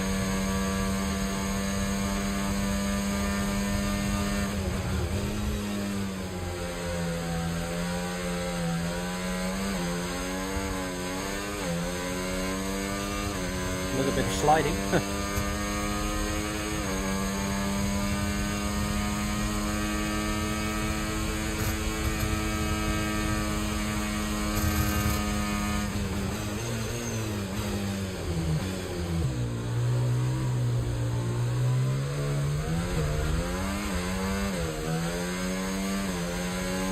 Okay, all good. Track is pretty slippery compared to Imola in the rain.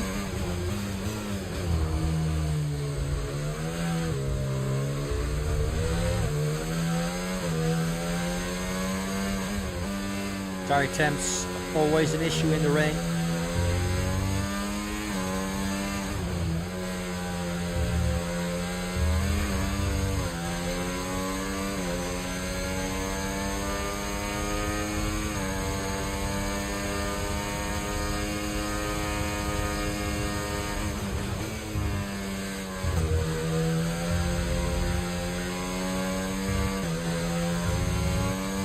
Okay, well, pretty decent lap for first lap. Tires are getting up to temperature for the rain. Should be about 80 degrees for the perfect operating window in the rain.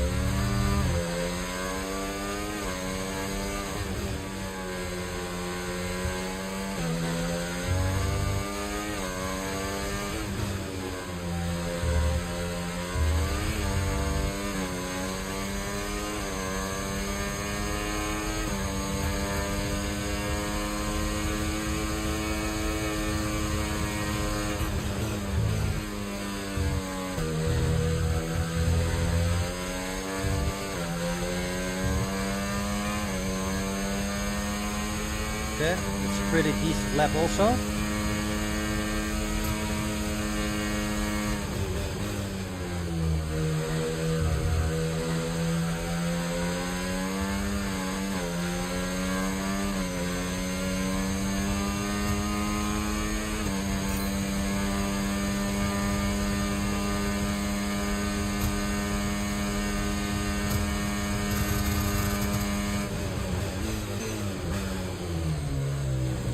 slide. Just managed to keep it within the lines and not making any warnings or track limits. So we're looking at another 5, maybe 10 minutes of this race.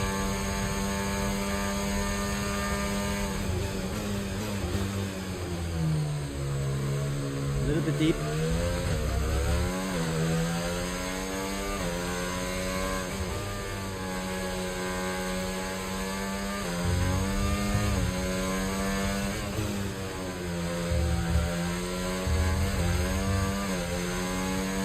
Okay, that's good.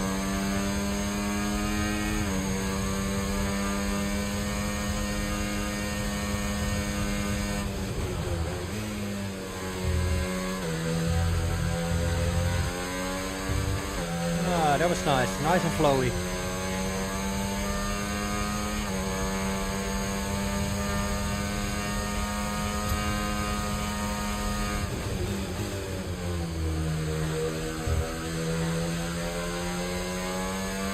Perfect. Nice.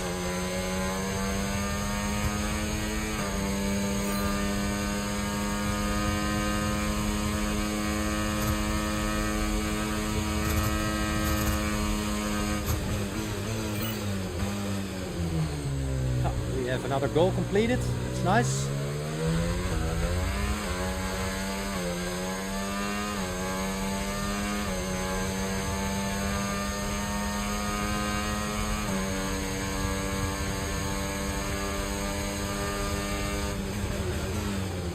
Do this one in 4th gear for 45 seconds. There's debris on the tyres. This is going to cause reduced grip until they clear. That's a shame.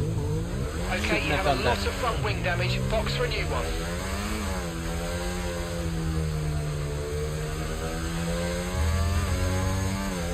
Well, shouldn't have done that. I'm waffling and I'm trying to set myself a goal which distracts me from my goal to finish this practice session. Well, we're going to end it anyway with a damaged wing.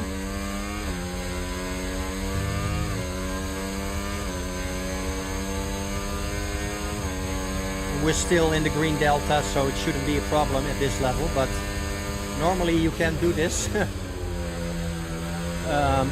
But yeah, just be careful now. How stupid am I?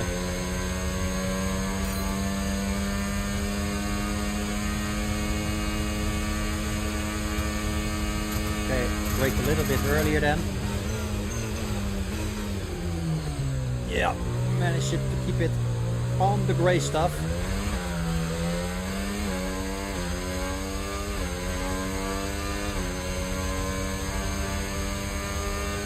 Yeah, a lot of understeer right now, of course.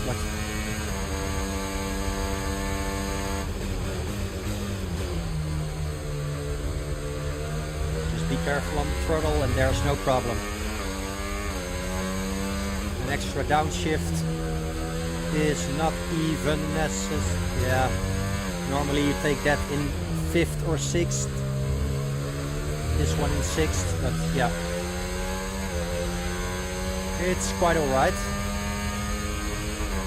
Still 7 seconds in the green on the delta with major wing damage. This one you usually take in 6th or 7th.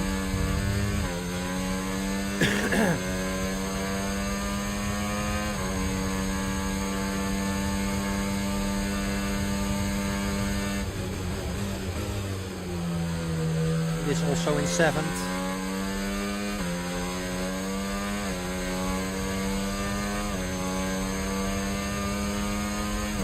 Program complete and a job well done. We got some excellent data with that run, so come on back to the garage and I can take you through the numbers. We still managed to complete that 45 seconds in 4th gear apparently. So yeah, that's what I wanted, although I failed and had wing damage, but we're going to go into the garage and let that wing be repaired by our pit crew. And yeah, that takes about 40 seconds, so... We've had to spend time repairing the damage to the car. Damage to the car, yeah, probably they also have to check, not only replace the wing, but also check the suspension and all, and see if anything isn't broken. But yeah, we can skip this by accelerating the time, and then we still have 14 minutes left. We're gonna see if it still rains outside. By the looks of it, it is drying up. So I think we're gonna wait a little bit longer for the track to dry out. So now everybody is still on inters, but yeah, it would be nice that I could go onto the dry to, yeah, for example, retry the race strategy again to fulfill the gearbox section, development boosts, activate DRS in all zones in practice. Yeah, and as you all know, DRS only activates in dry weather and not in the rain. And yeah, that last stupid one, weight reduction, stay within the 2 meters of the racing line for an entire lap. That's something that the game has difficulty with, awarding you the points for that. So yeah, let's have a look at our vehicle. Internal combustion engine is now after almost after 3 rounds, 3 times 3 practice rounds, so 9 practice sessions. It's about halfway there when it comes to wear, 50%. The MGU-K is at 28, MGU-H at 42, energy store 27, turbocharger 35, control electronics doesn't have much wear as usual, and the gearbox, yeah, is only at 20%. So that tells us that I'm making good use of the higher gears, low revs. The lower the revs, the better it is for the gearbox. If you have less upshifts and less downshifts, it's better for the gearbox. And yeah, that MGU-H, the motor generator unit heat, is a little bit on the high side, so that means that I have to use a little bit less revs in my upshifts and downshifts. Meanwhile, how is the weather? Track is still wet.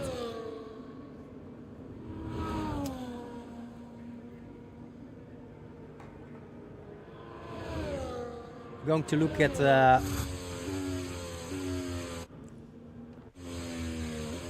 Oscar Piastri, currently second. We can have a closer look at the track.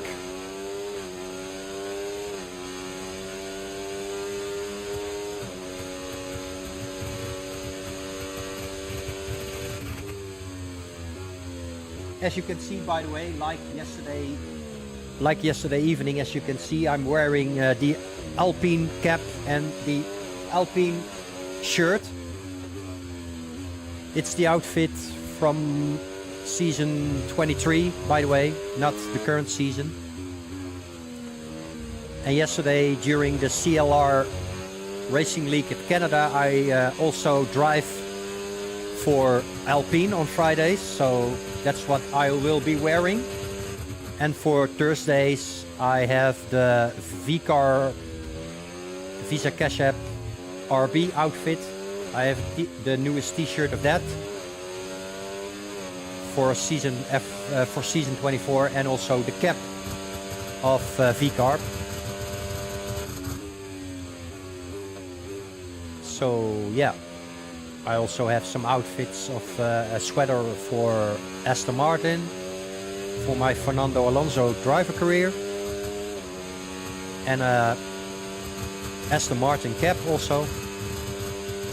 So yeah, I like to collect those things. It's nice.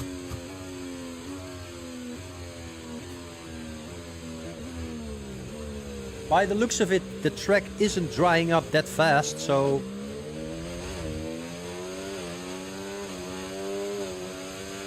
I probably won't be able to do that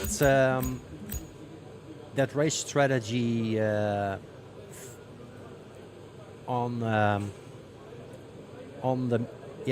dry set of tires, on the mediums, for example. But yeah, doesn't really matter.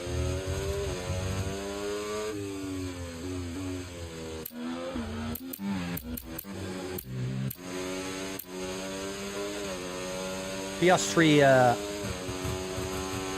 on some sort of practice session. I don't know which one he's doing, but he's currently 4th on the speed trap.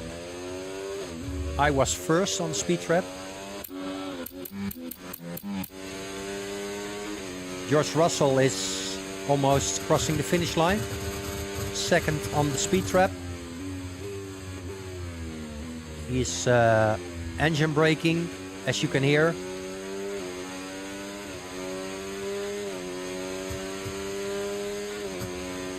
Well, and he's doing a 1:37.3. Currently 2nd in the standings. I did a 1:29.5. So yeah, big gap again. Let's see. Ricciardo is in lap.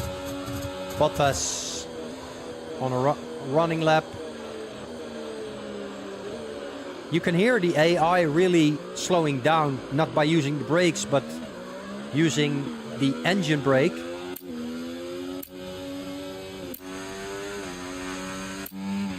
Here's Perez.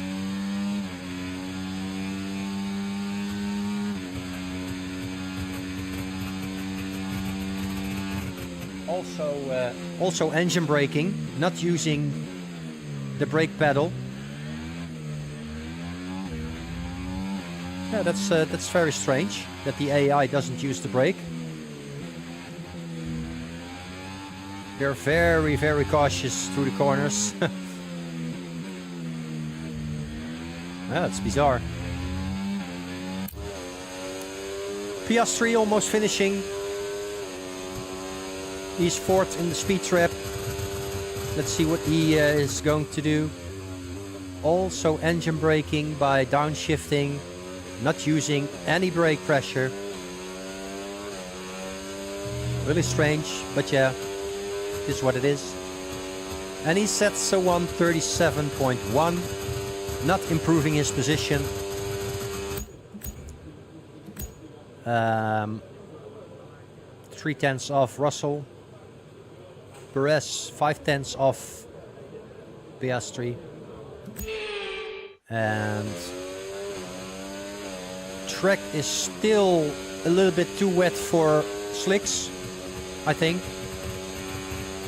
But I think I'm going to gamble it, and I'm going for, if the game allows it, for the tire select, and I'm going to do it on hards. And I'm going to do the practice strategy. And it says, that's stupid. You just can't decide for yourself when you want to go on another compound, on the hards, for example. It's unavailable because the game is saying, yeah, it's still too wet outside. But yeah, I don't want to go. I just think it's useless to go out on another set of inters when the track is drying up, as you can see.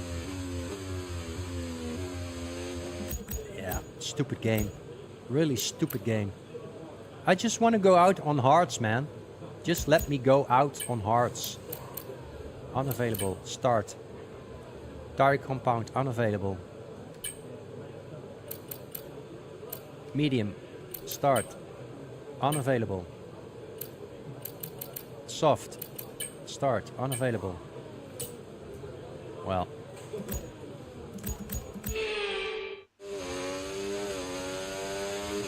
I think the game is going to switch over to that it is available once you see drivers have been allowed to use the DRS. So if DRS is made available, then the race director has decided that the track is dry enough to go to the slicks. But for now, yeah, no slicks. So I think I'm going to accelerate the time and go to practice number 2 because this is not leading to anything. And that's it. Practice is officially over.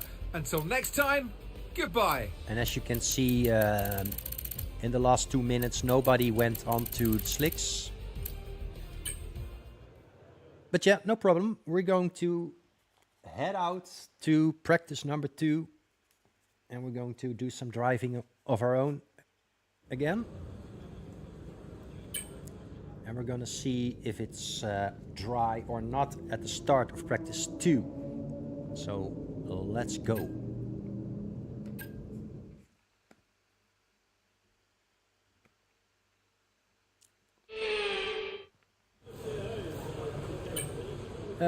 Let's have a look outside, and it's dry, so we're gonna go straight out. Yeah, let's do the race strategy on mediums. Or, you know what, why not on the, it's reserved. Okay, then it's going to be the mediums. Just have a quick look at the car setup. Yeah, the fuel is out, so that's good. And we're going to go right out and trying to complete and perfect this race strategy.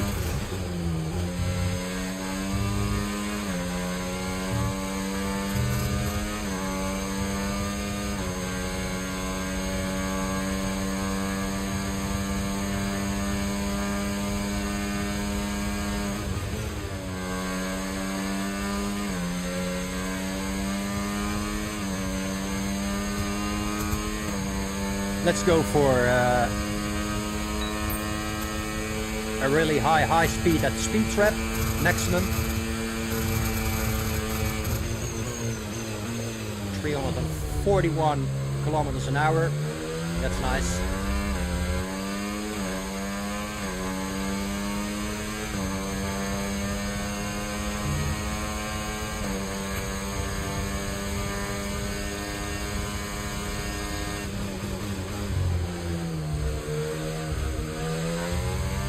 Nice.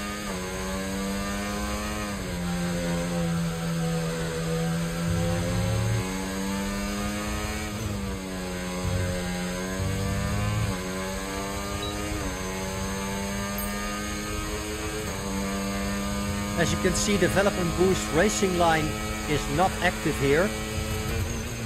You always have to do that at the last moment if you have a nice tow from Tsunoda. Slipstream, thank you.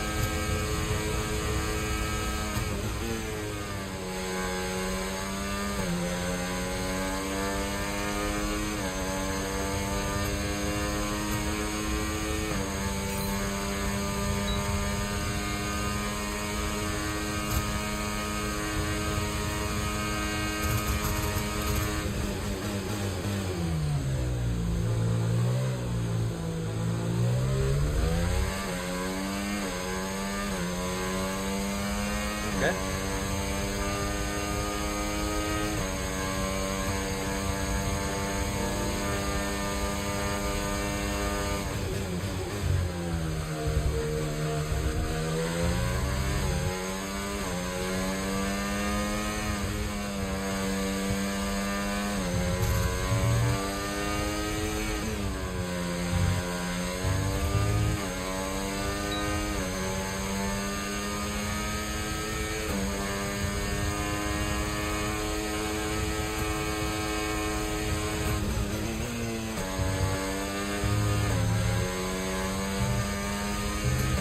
nice. This is going to be a better lap. It's going to be a 120 low. Maybe even a 119.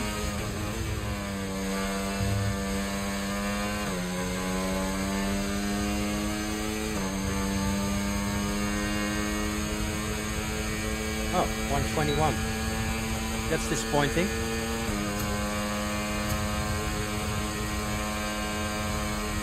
Oh, I'm going to be held up here. Ah, my God, what are you doing?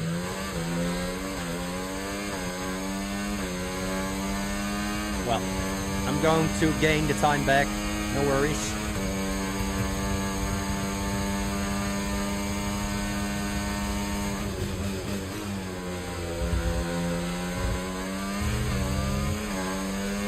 At least, I hope.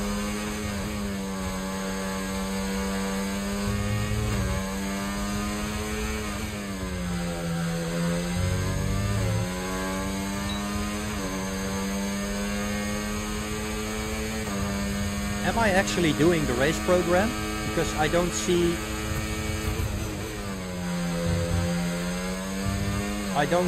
lap 1 to lap 5 in the upper screen. No, I don't see it, so Right, I'm let's going have to you in box. at the end of this lap, please. That's strange. Did I fail to select any program then?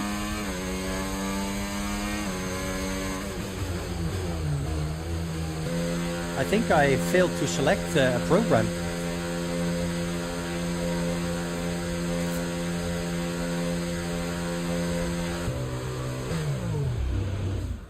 Normally it says... Huh? I don't understand. Well... My coffee cup is empty. Well... I'm going to do it after the practice.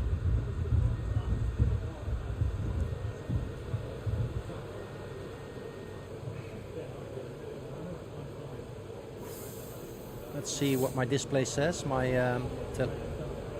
Well, apparently I was doing the race strategy. I had 3 out of 5. Now I have 4 out of 5. Yeah, and again that weight reduction all the way to the right. Stay within 2 meters of the racing line for an entire lap. Well, I can show you what it means, but I think if I do that race strategy program one more time, it will actually put down a broad line of 2 meters within the game. And I have to stay within those 2 meters. But yeah, we're gonna do that. So let's see if it works. If that racing line is going to appear.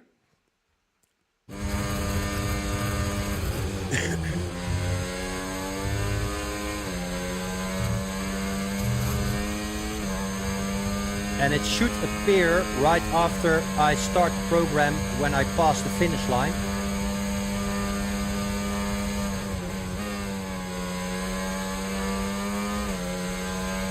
So let's see.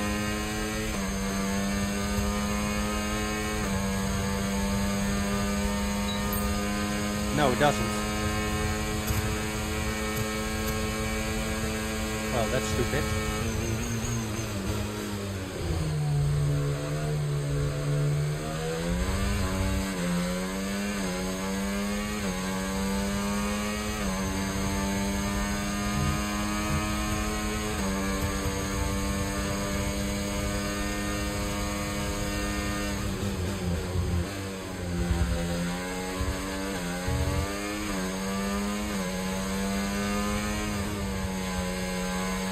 Yeah, I think there are just a lot of issues and errors in this game because now I am on the practice program, as you can see, because there is L1 up all the way up to L5, lap 1 to lap 5,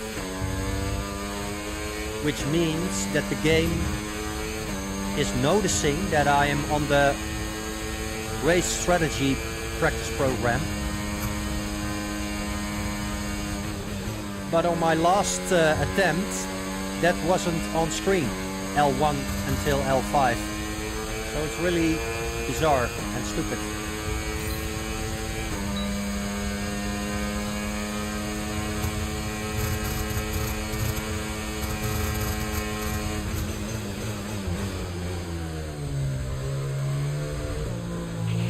We think we might see some rain, ETA about 15 minutes. Okay. Some rain in 15 minutes. Well, that's not a problem. We will be gone by then, out of this practice session.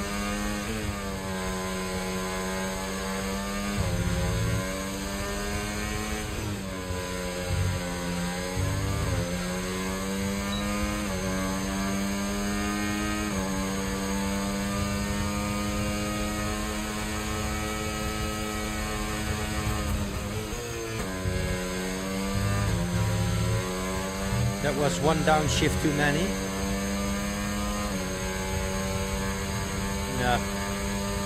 Engine temperature should come down a little bit. So let's engine brake a little bit.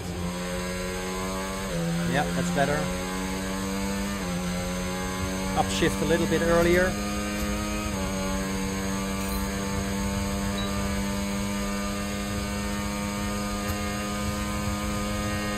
And engine brake. Keep it in the higher gear. Look at that. Temperature comes down immediately if you do the engine brake and keep it in the highest gears.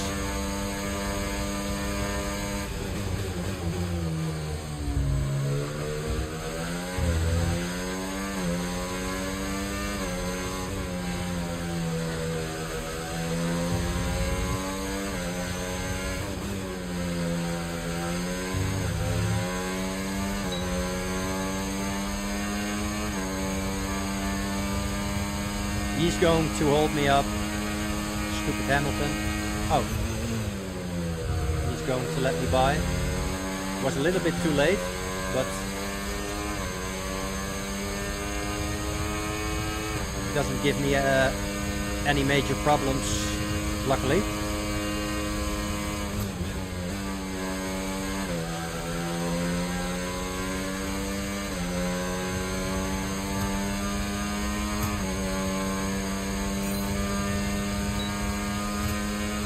Now it says test complete, optimal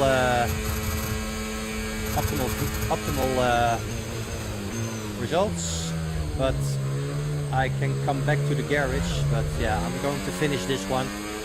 2 more laps.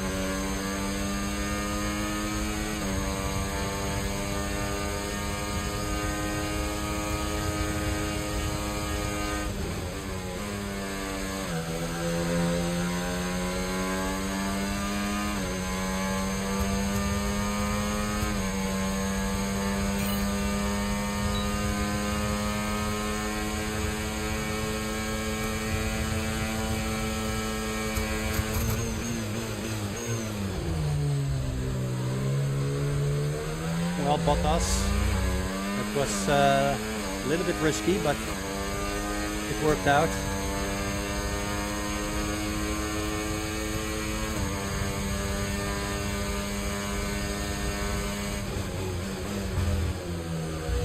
What is Verstappen going to do? Is he going to let me pass, or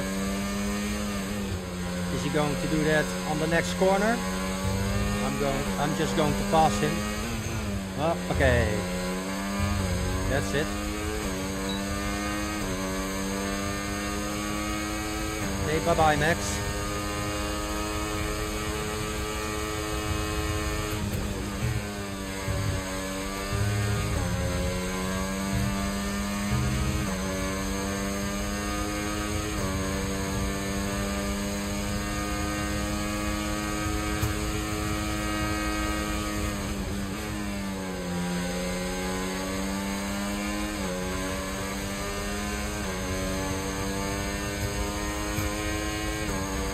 Okay, test complete, and that was a really good job indeed. You got a lot of valuable information out of that. Well done. Okay. So Jeff says that everything is wrapped up. Fourth gear I made, and 5 laps without any penalties or warnings during the race. So that's already in. It's a bit strange that it already says complete 5 laps without penalties or warnings during a race weekend. The weekend isn't over yet, but yeah. Another thing that should be,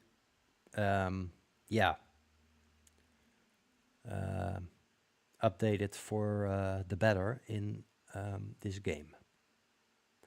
But we're going to return to the garage, and we still have some time left to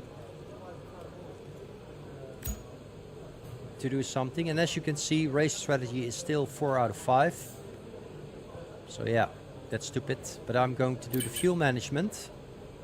Yeah, I'm going to do it on softs. Because my tire wear on the mediums is already at 14%. Don't want that.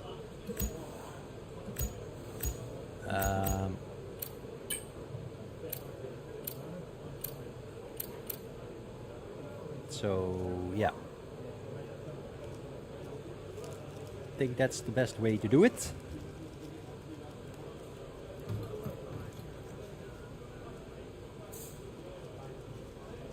They said there was going to be some rain, but if I just gonna go out now, it won't be any problem, I think, to do the fuel management on slicks.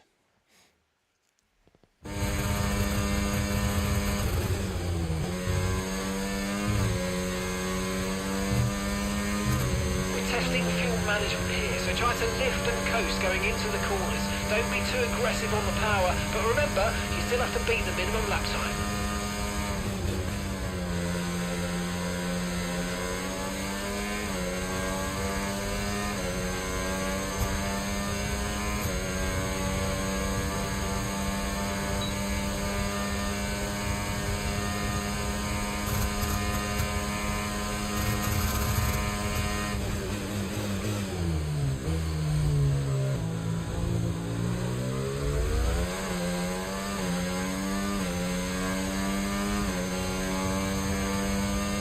So let's start lifting and coasting. And then you will see the graph going up into the green, in the direction of the purple. Easy on the throttle. Lifting and coasting through this corner. And into this corner. Lifting and coasting, engine braking. And by the time we cross the finish line, we will be in the purple.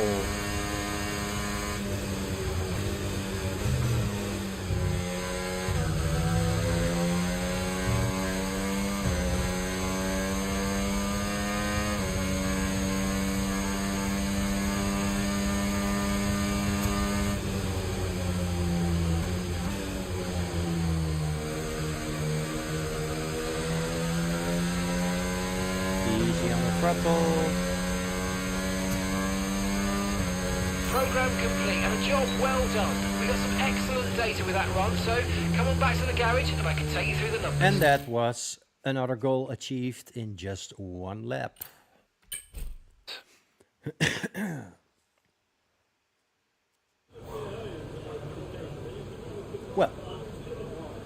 couple of large green sectors which are good.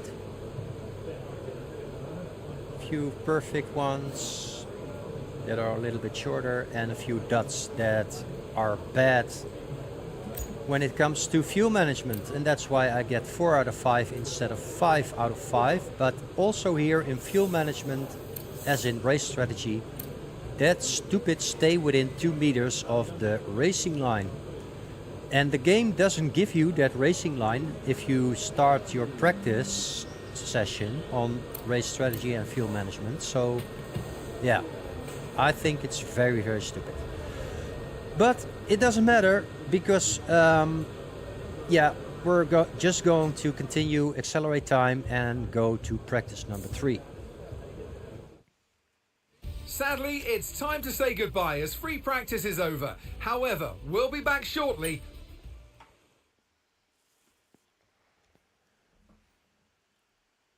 Practice 3 was dry, if I remember correctly. So that's why I chose practice 3 for the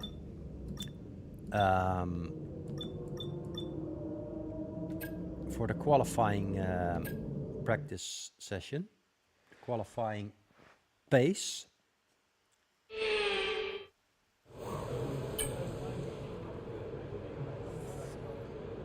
So yeah, we're going to do that. And just going to check our car setup. Yep, fuel is good.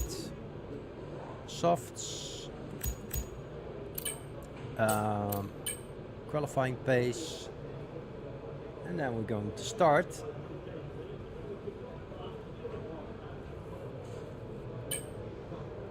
And we're going to do a flying lap. We don't need to warm up the tires at this level.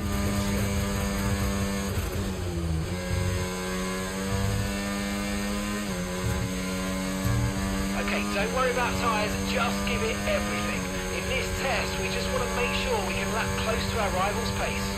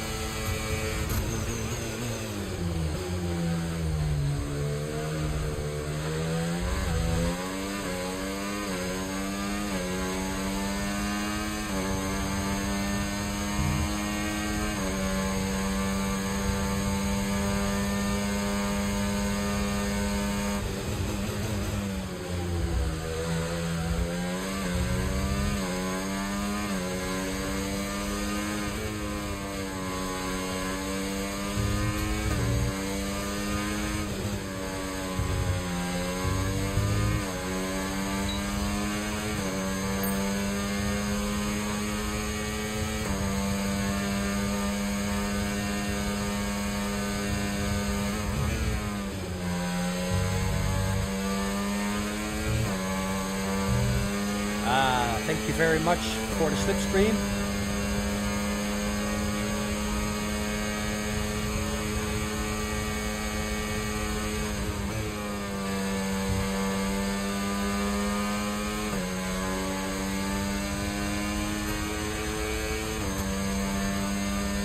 Okay, test complete, and that was a really good job indeed. We got a lot of valuable information out of that. Well done. Yeah, lost a little bit of time because I was low on ERS, but yeah, it's still, of course, at this expert low level, a good time. 7 seconds difference, but yeah, normally I should be up in the 119s. So it's probably got to do with track evolution. So we're gonna go out one more time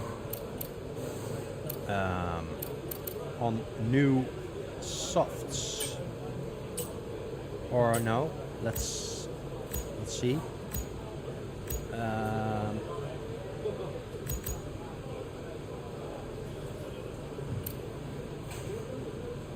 Oh yeah, I still got softs left out of practice number 3.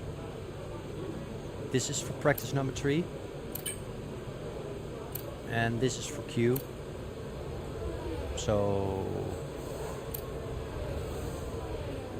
and this has 9% tire wear. Why not? Just going to do this one.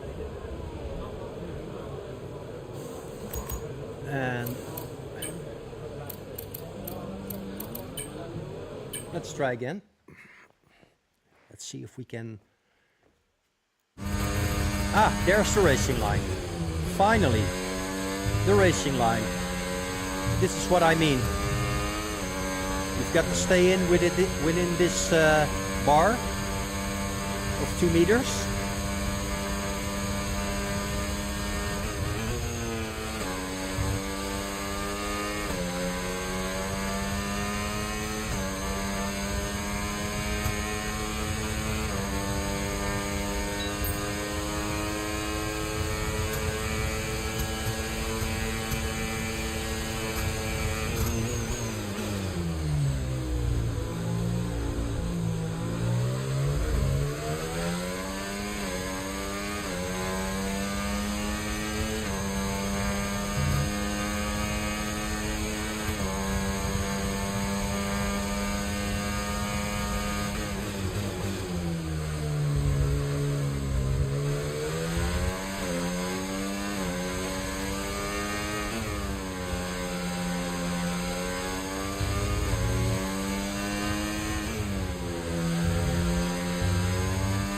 So far, so good.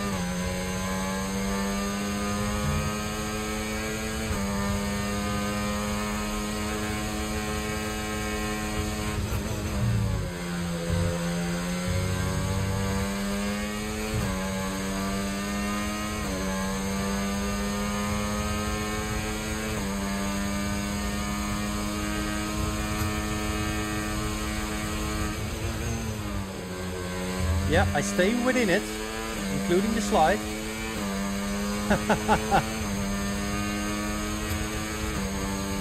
Program complete and a job well done. We got some excellent data with that run, so come on back to the garage and I can take you through the numbers.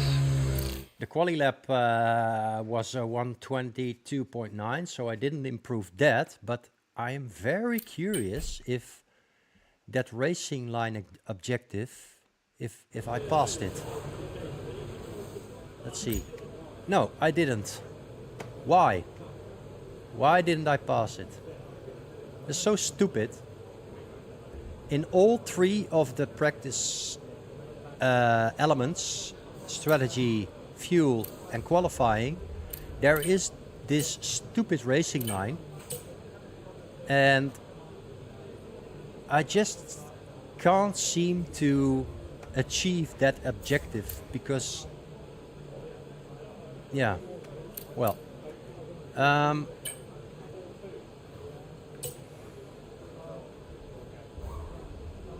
let's try it on race strategy then.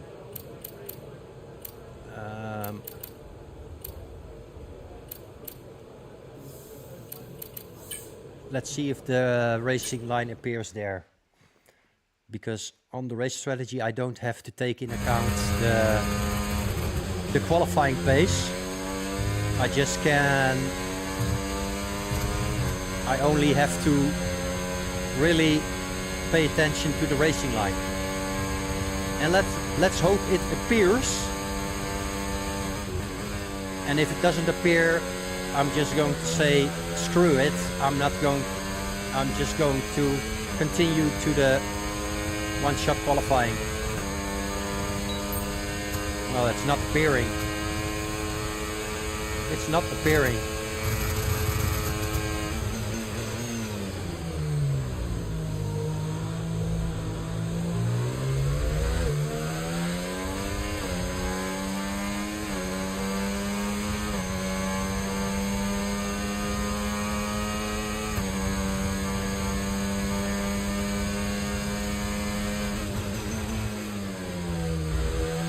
And I don't think they mean, or the game means, the racing line, this dynamic racing line. I don't think they mean that, because that's not a line you can stay within 2 meters. It's not a 2 meter wide line. That was that band of 2 meters in different colors.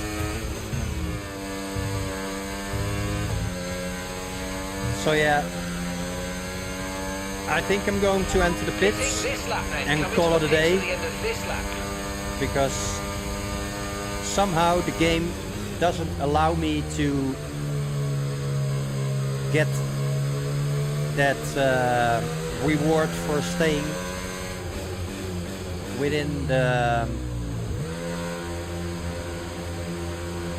within that band of 2 meters.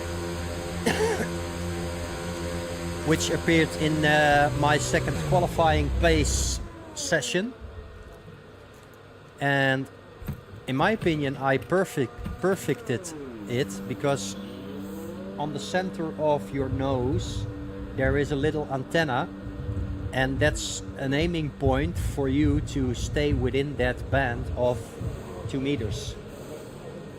And I didn't fail it, I'm sure. But yeah, I really don't care anymore. I'm gonna accelerate the time, and yeah, it's just too bad that I will be missing some points for the practice sessions, but I don't care.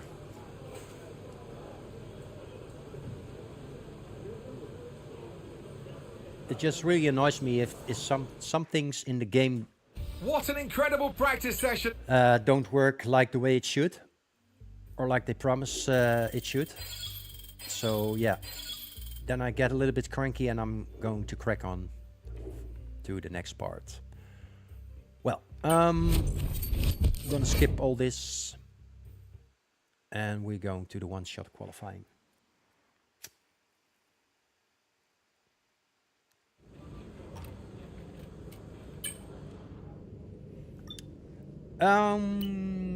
Yeah, some messages we can preview.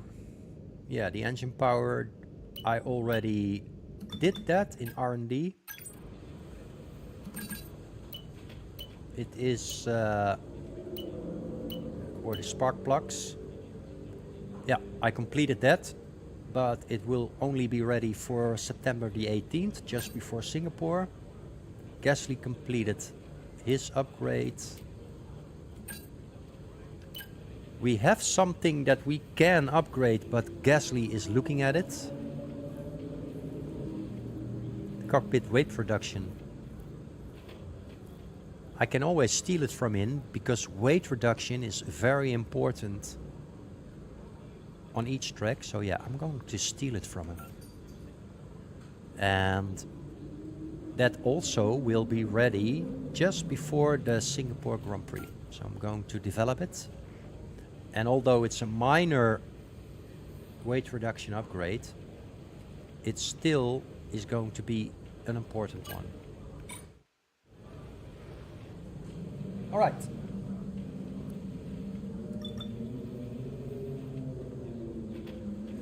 And don't forget, since this is quali that we're entering, we are going to change our engine parts, because all the part 1s is for practice, and the parts should be on 2, so we will going to fit all parts in preparation of our quali and our race, so that we have less wear on especially the internal combustion engine, because if you have a lot of wear on your internal combustion engine, it will result in reduction of power and straight line speed. So yeah, we don't want that in and for our quali and race.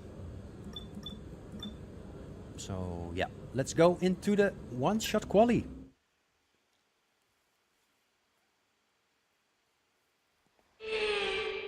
They call it the Temple of Speed, and the pilgrims have come to worship.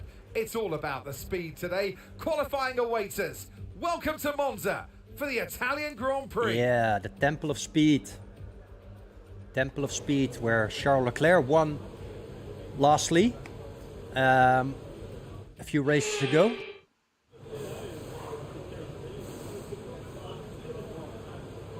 For that Tifosi there, and yeah, it was a really good race win for Charles Leclerc 3 or 4 weeks ago, I don't know, 5 weeks ago.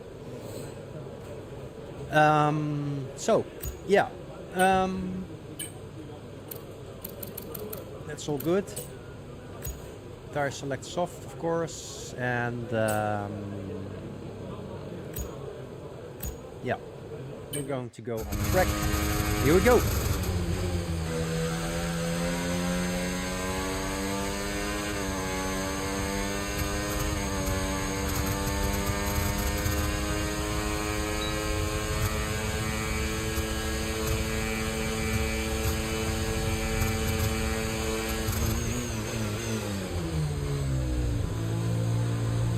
Oh, perfect.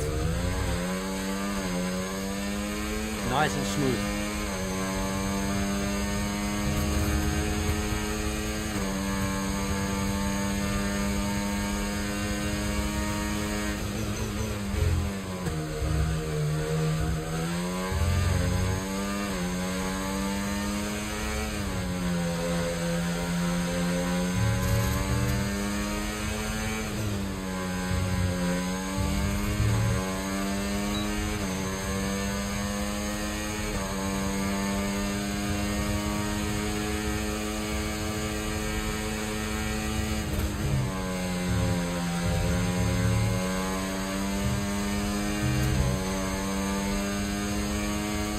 Going to run out of ERS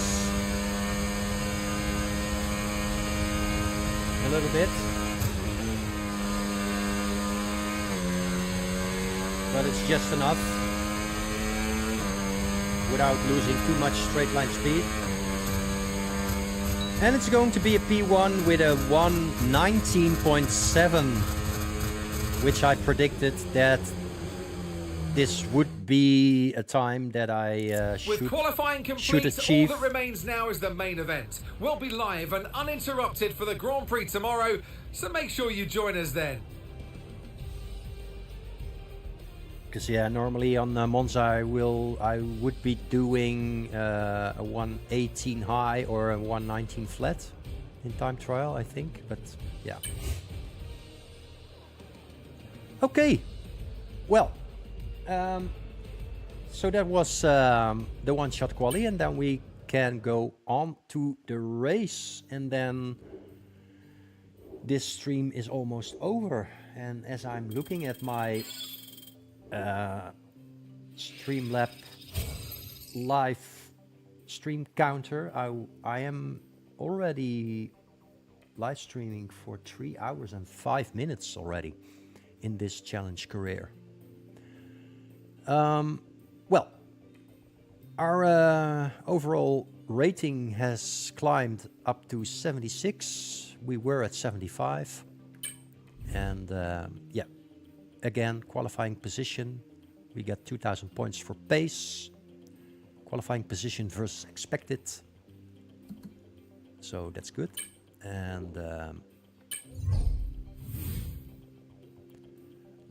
lastly, we were at position 360 or something, and we are now at 272. So yeah. Okay, we're gonna advance, and yeah, we're going to the race right now, and meanwhile,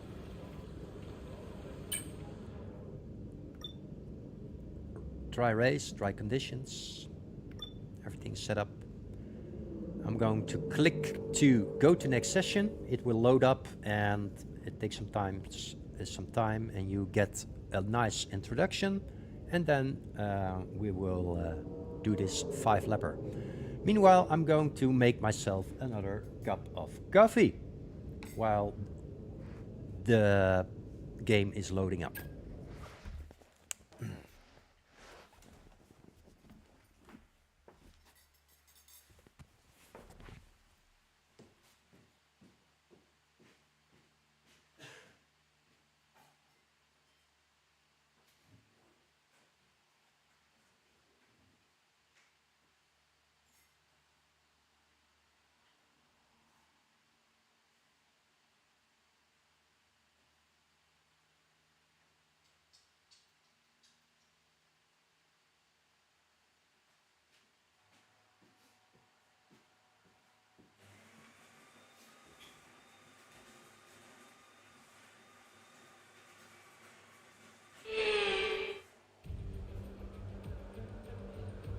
Welcome to the home of the Parabolica, now known as the Curva Alboreto in tribute to the Italian motorsport legend Michele Alboreto.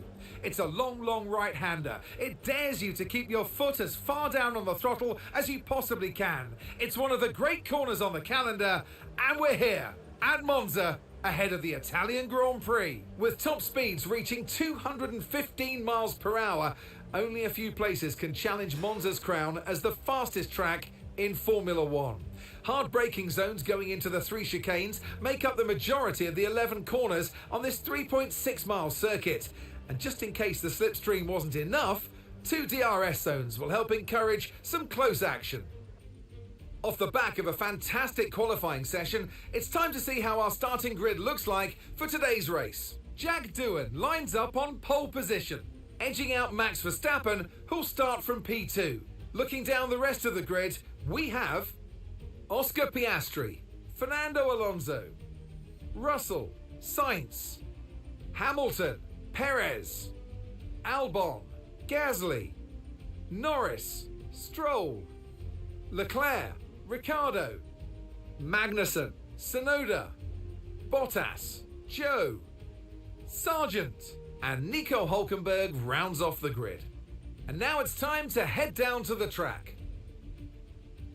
And alongside me today, a man who I'm always pleased to see join me in the commentary box, Anthony Davidson. I don't want to, but we should look at their recent performances, and I think poor is a universal word to describe them. It's hard to say sometimes, and it's hard to accept yourself as well. It's easy to go blaming other circumstances as to why your driver rating might have slipped, but it's time for a reset. You got to get back to where you were. You know you can do it. You've proven it in the past. So now it's time to make that happen. All right. Speed's key here today, so we're going to need a low downforce setup, which of course means that DRS won't be as effective, but hopefully we're going to be so quick we won't even need it. DRS, we won't need it. Yeah. Well, if we can, we will use it, but I probably will disappear on the horizon after the launch. And like Jeff says, I probably won't have to use any DRS. Okay, well, let's start.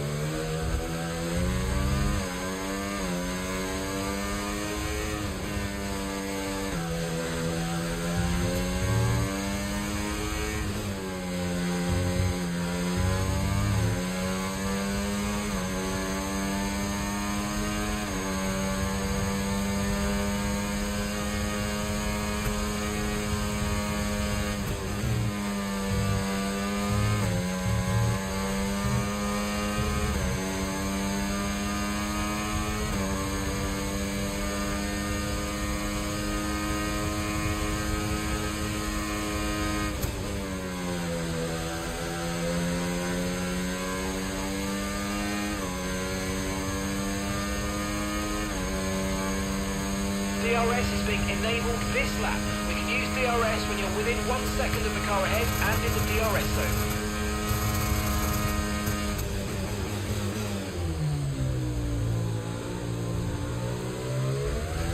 Six and a half seconds per lap. So that's going to be 32 or 33 seconds when I finish this race, that I will be ahead of the rest of the field.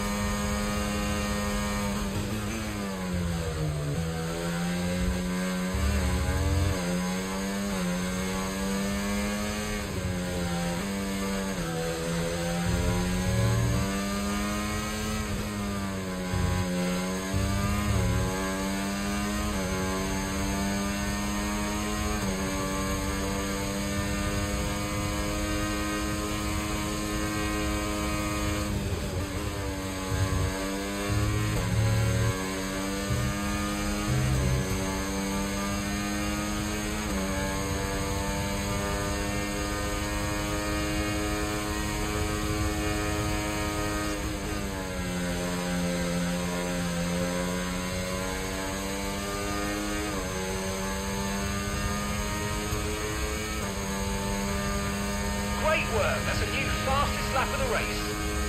Okay Jack, we've got some clear track in front of us and let's make the best of it. So please make this next one a very fast lap.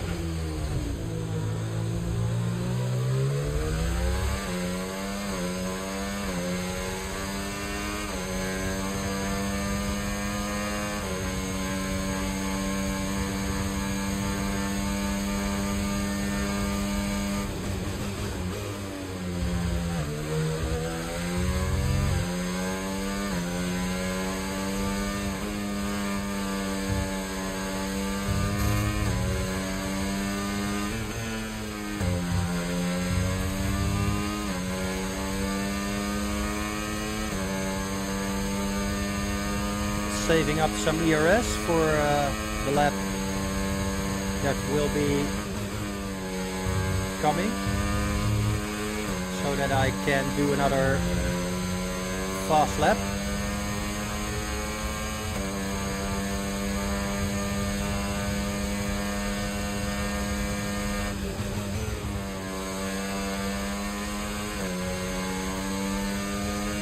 So let's go for the fastest lap now. Oh mate, great stuff. You hit that target. That sets us up nicely for the rest of this race.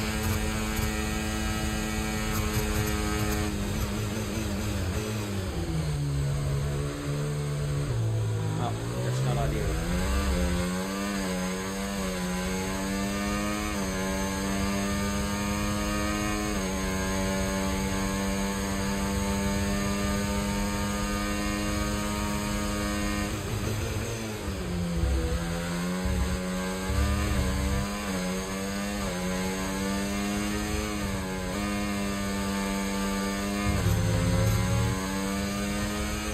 Well, that was an invalidation, I think. A warning. Gap to your teammate behind, 26.9 seconds. The fastest lap is not going to happen in this lap.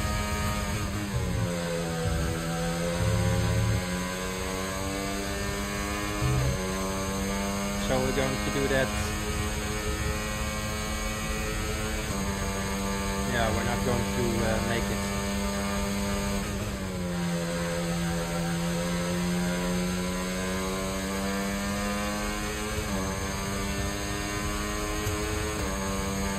Okay, final lap. Let's go. Final lap.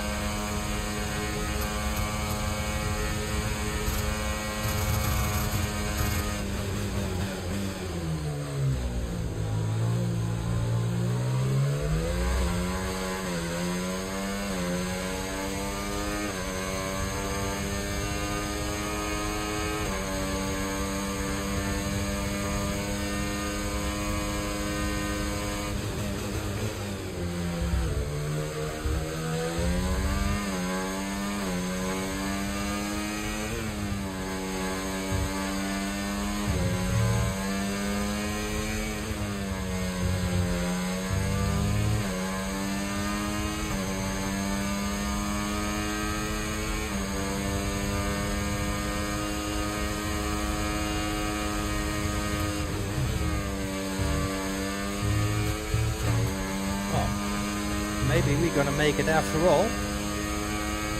The final fastest lap.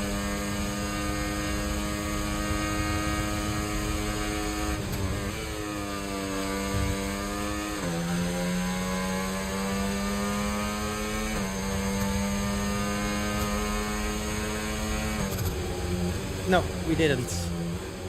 Awesome driving today. That's 4 Just race wins in a row.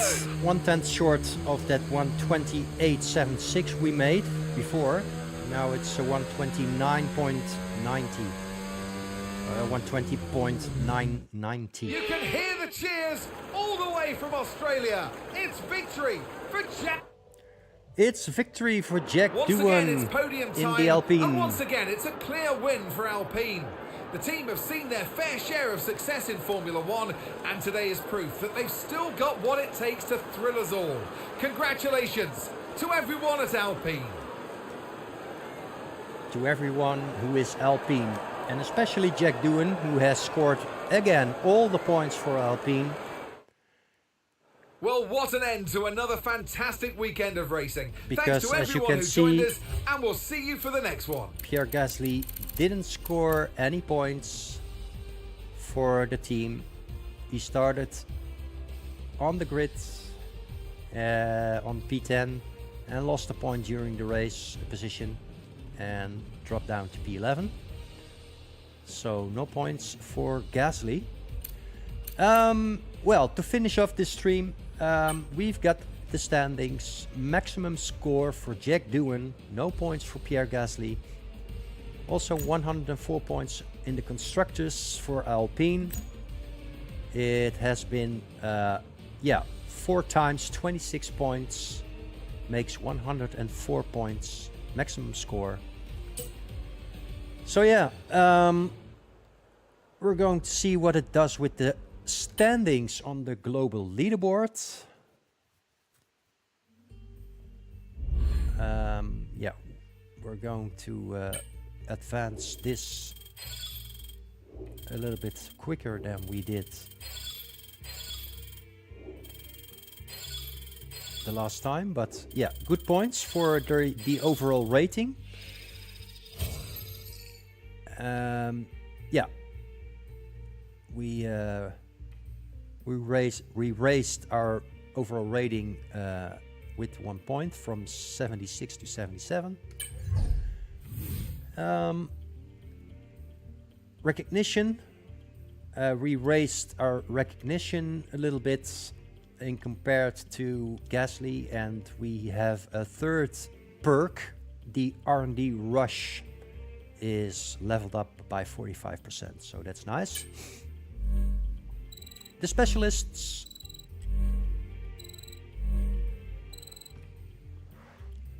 well, that's good. And well, okay, our global position is now 41st, so yeah, not what I expected, not what I hoped for. I was hoping for a position within the top 20, so yeah, I didn't manage to reach my goal, but yeah. Okay. Nevertheless, it was good fun.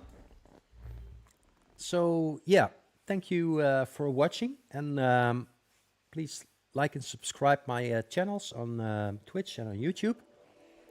And a last glance at the leaderboard. So I'm currently at position number 41. So yeah, no worries. There are still some days left for other people to finish this episode 2, round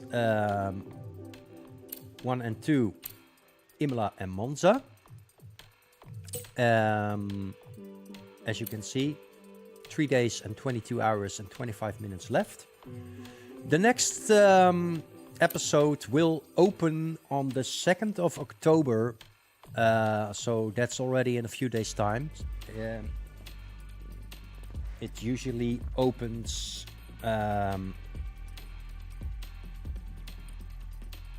let's see. Yeah, on Wednesdays. So that's the same day that ranked promotion, for example, is refreshed and that you get promoted to a higher level in ranked. So that will be on Wednesday. And normally I stream those challenge careers on Saturday morning. So yeah, you can look me up and you can tune in when I'm live again next Saturday morning. Quick reminder for tonight, me and my mate MJ-B25, my mate MJ and me will restart our 2-player career tonight between 8 or 9 o'clock p.m. Later today in the evening. We last Saturday we started the 2-player career, but there were some errors or glitches or something with tire wear that wasn't completely correct, but we will retry our 2-player career version 2.0, but it's the same 2-player career, and it's a full season of with a full calendar, and we will start off with Bahrain, of course. So that is for tonight. Also, please join and like and subscribe the channels of MJ. It is also in my descriptions, and yeah, look him up, MJB25. He's on TikTok, on Twitch, and on YouTube, and yeah, really worthwhile to watch his videos, his shorts, his streams. He also streams on Sundays in his own personal league. So yeah, really good to follow him. I follow him as well. I've completed the challenge career episode, so I've received some rewards, some stickers. Well, yeah, it's always nice, but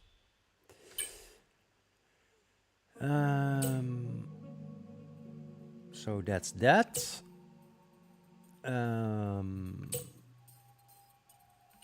Just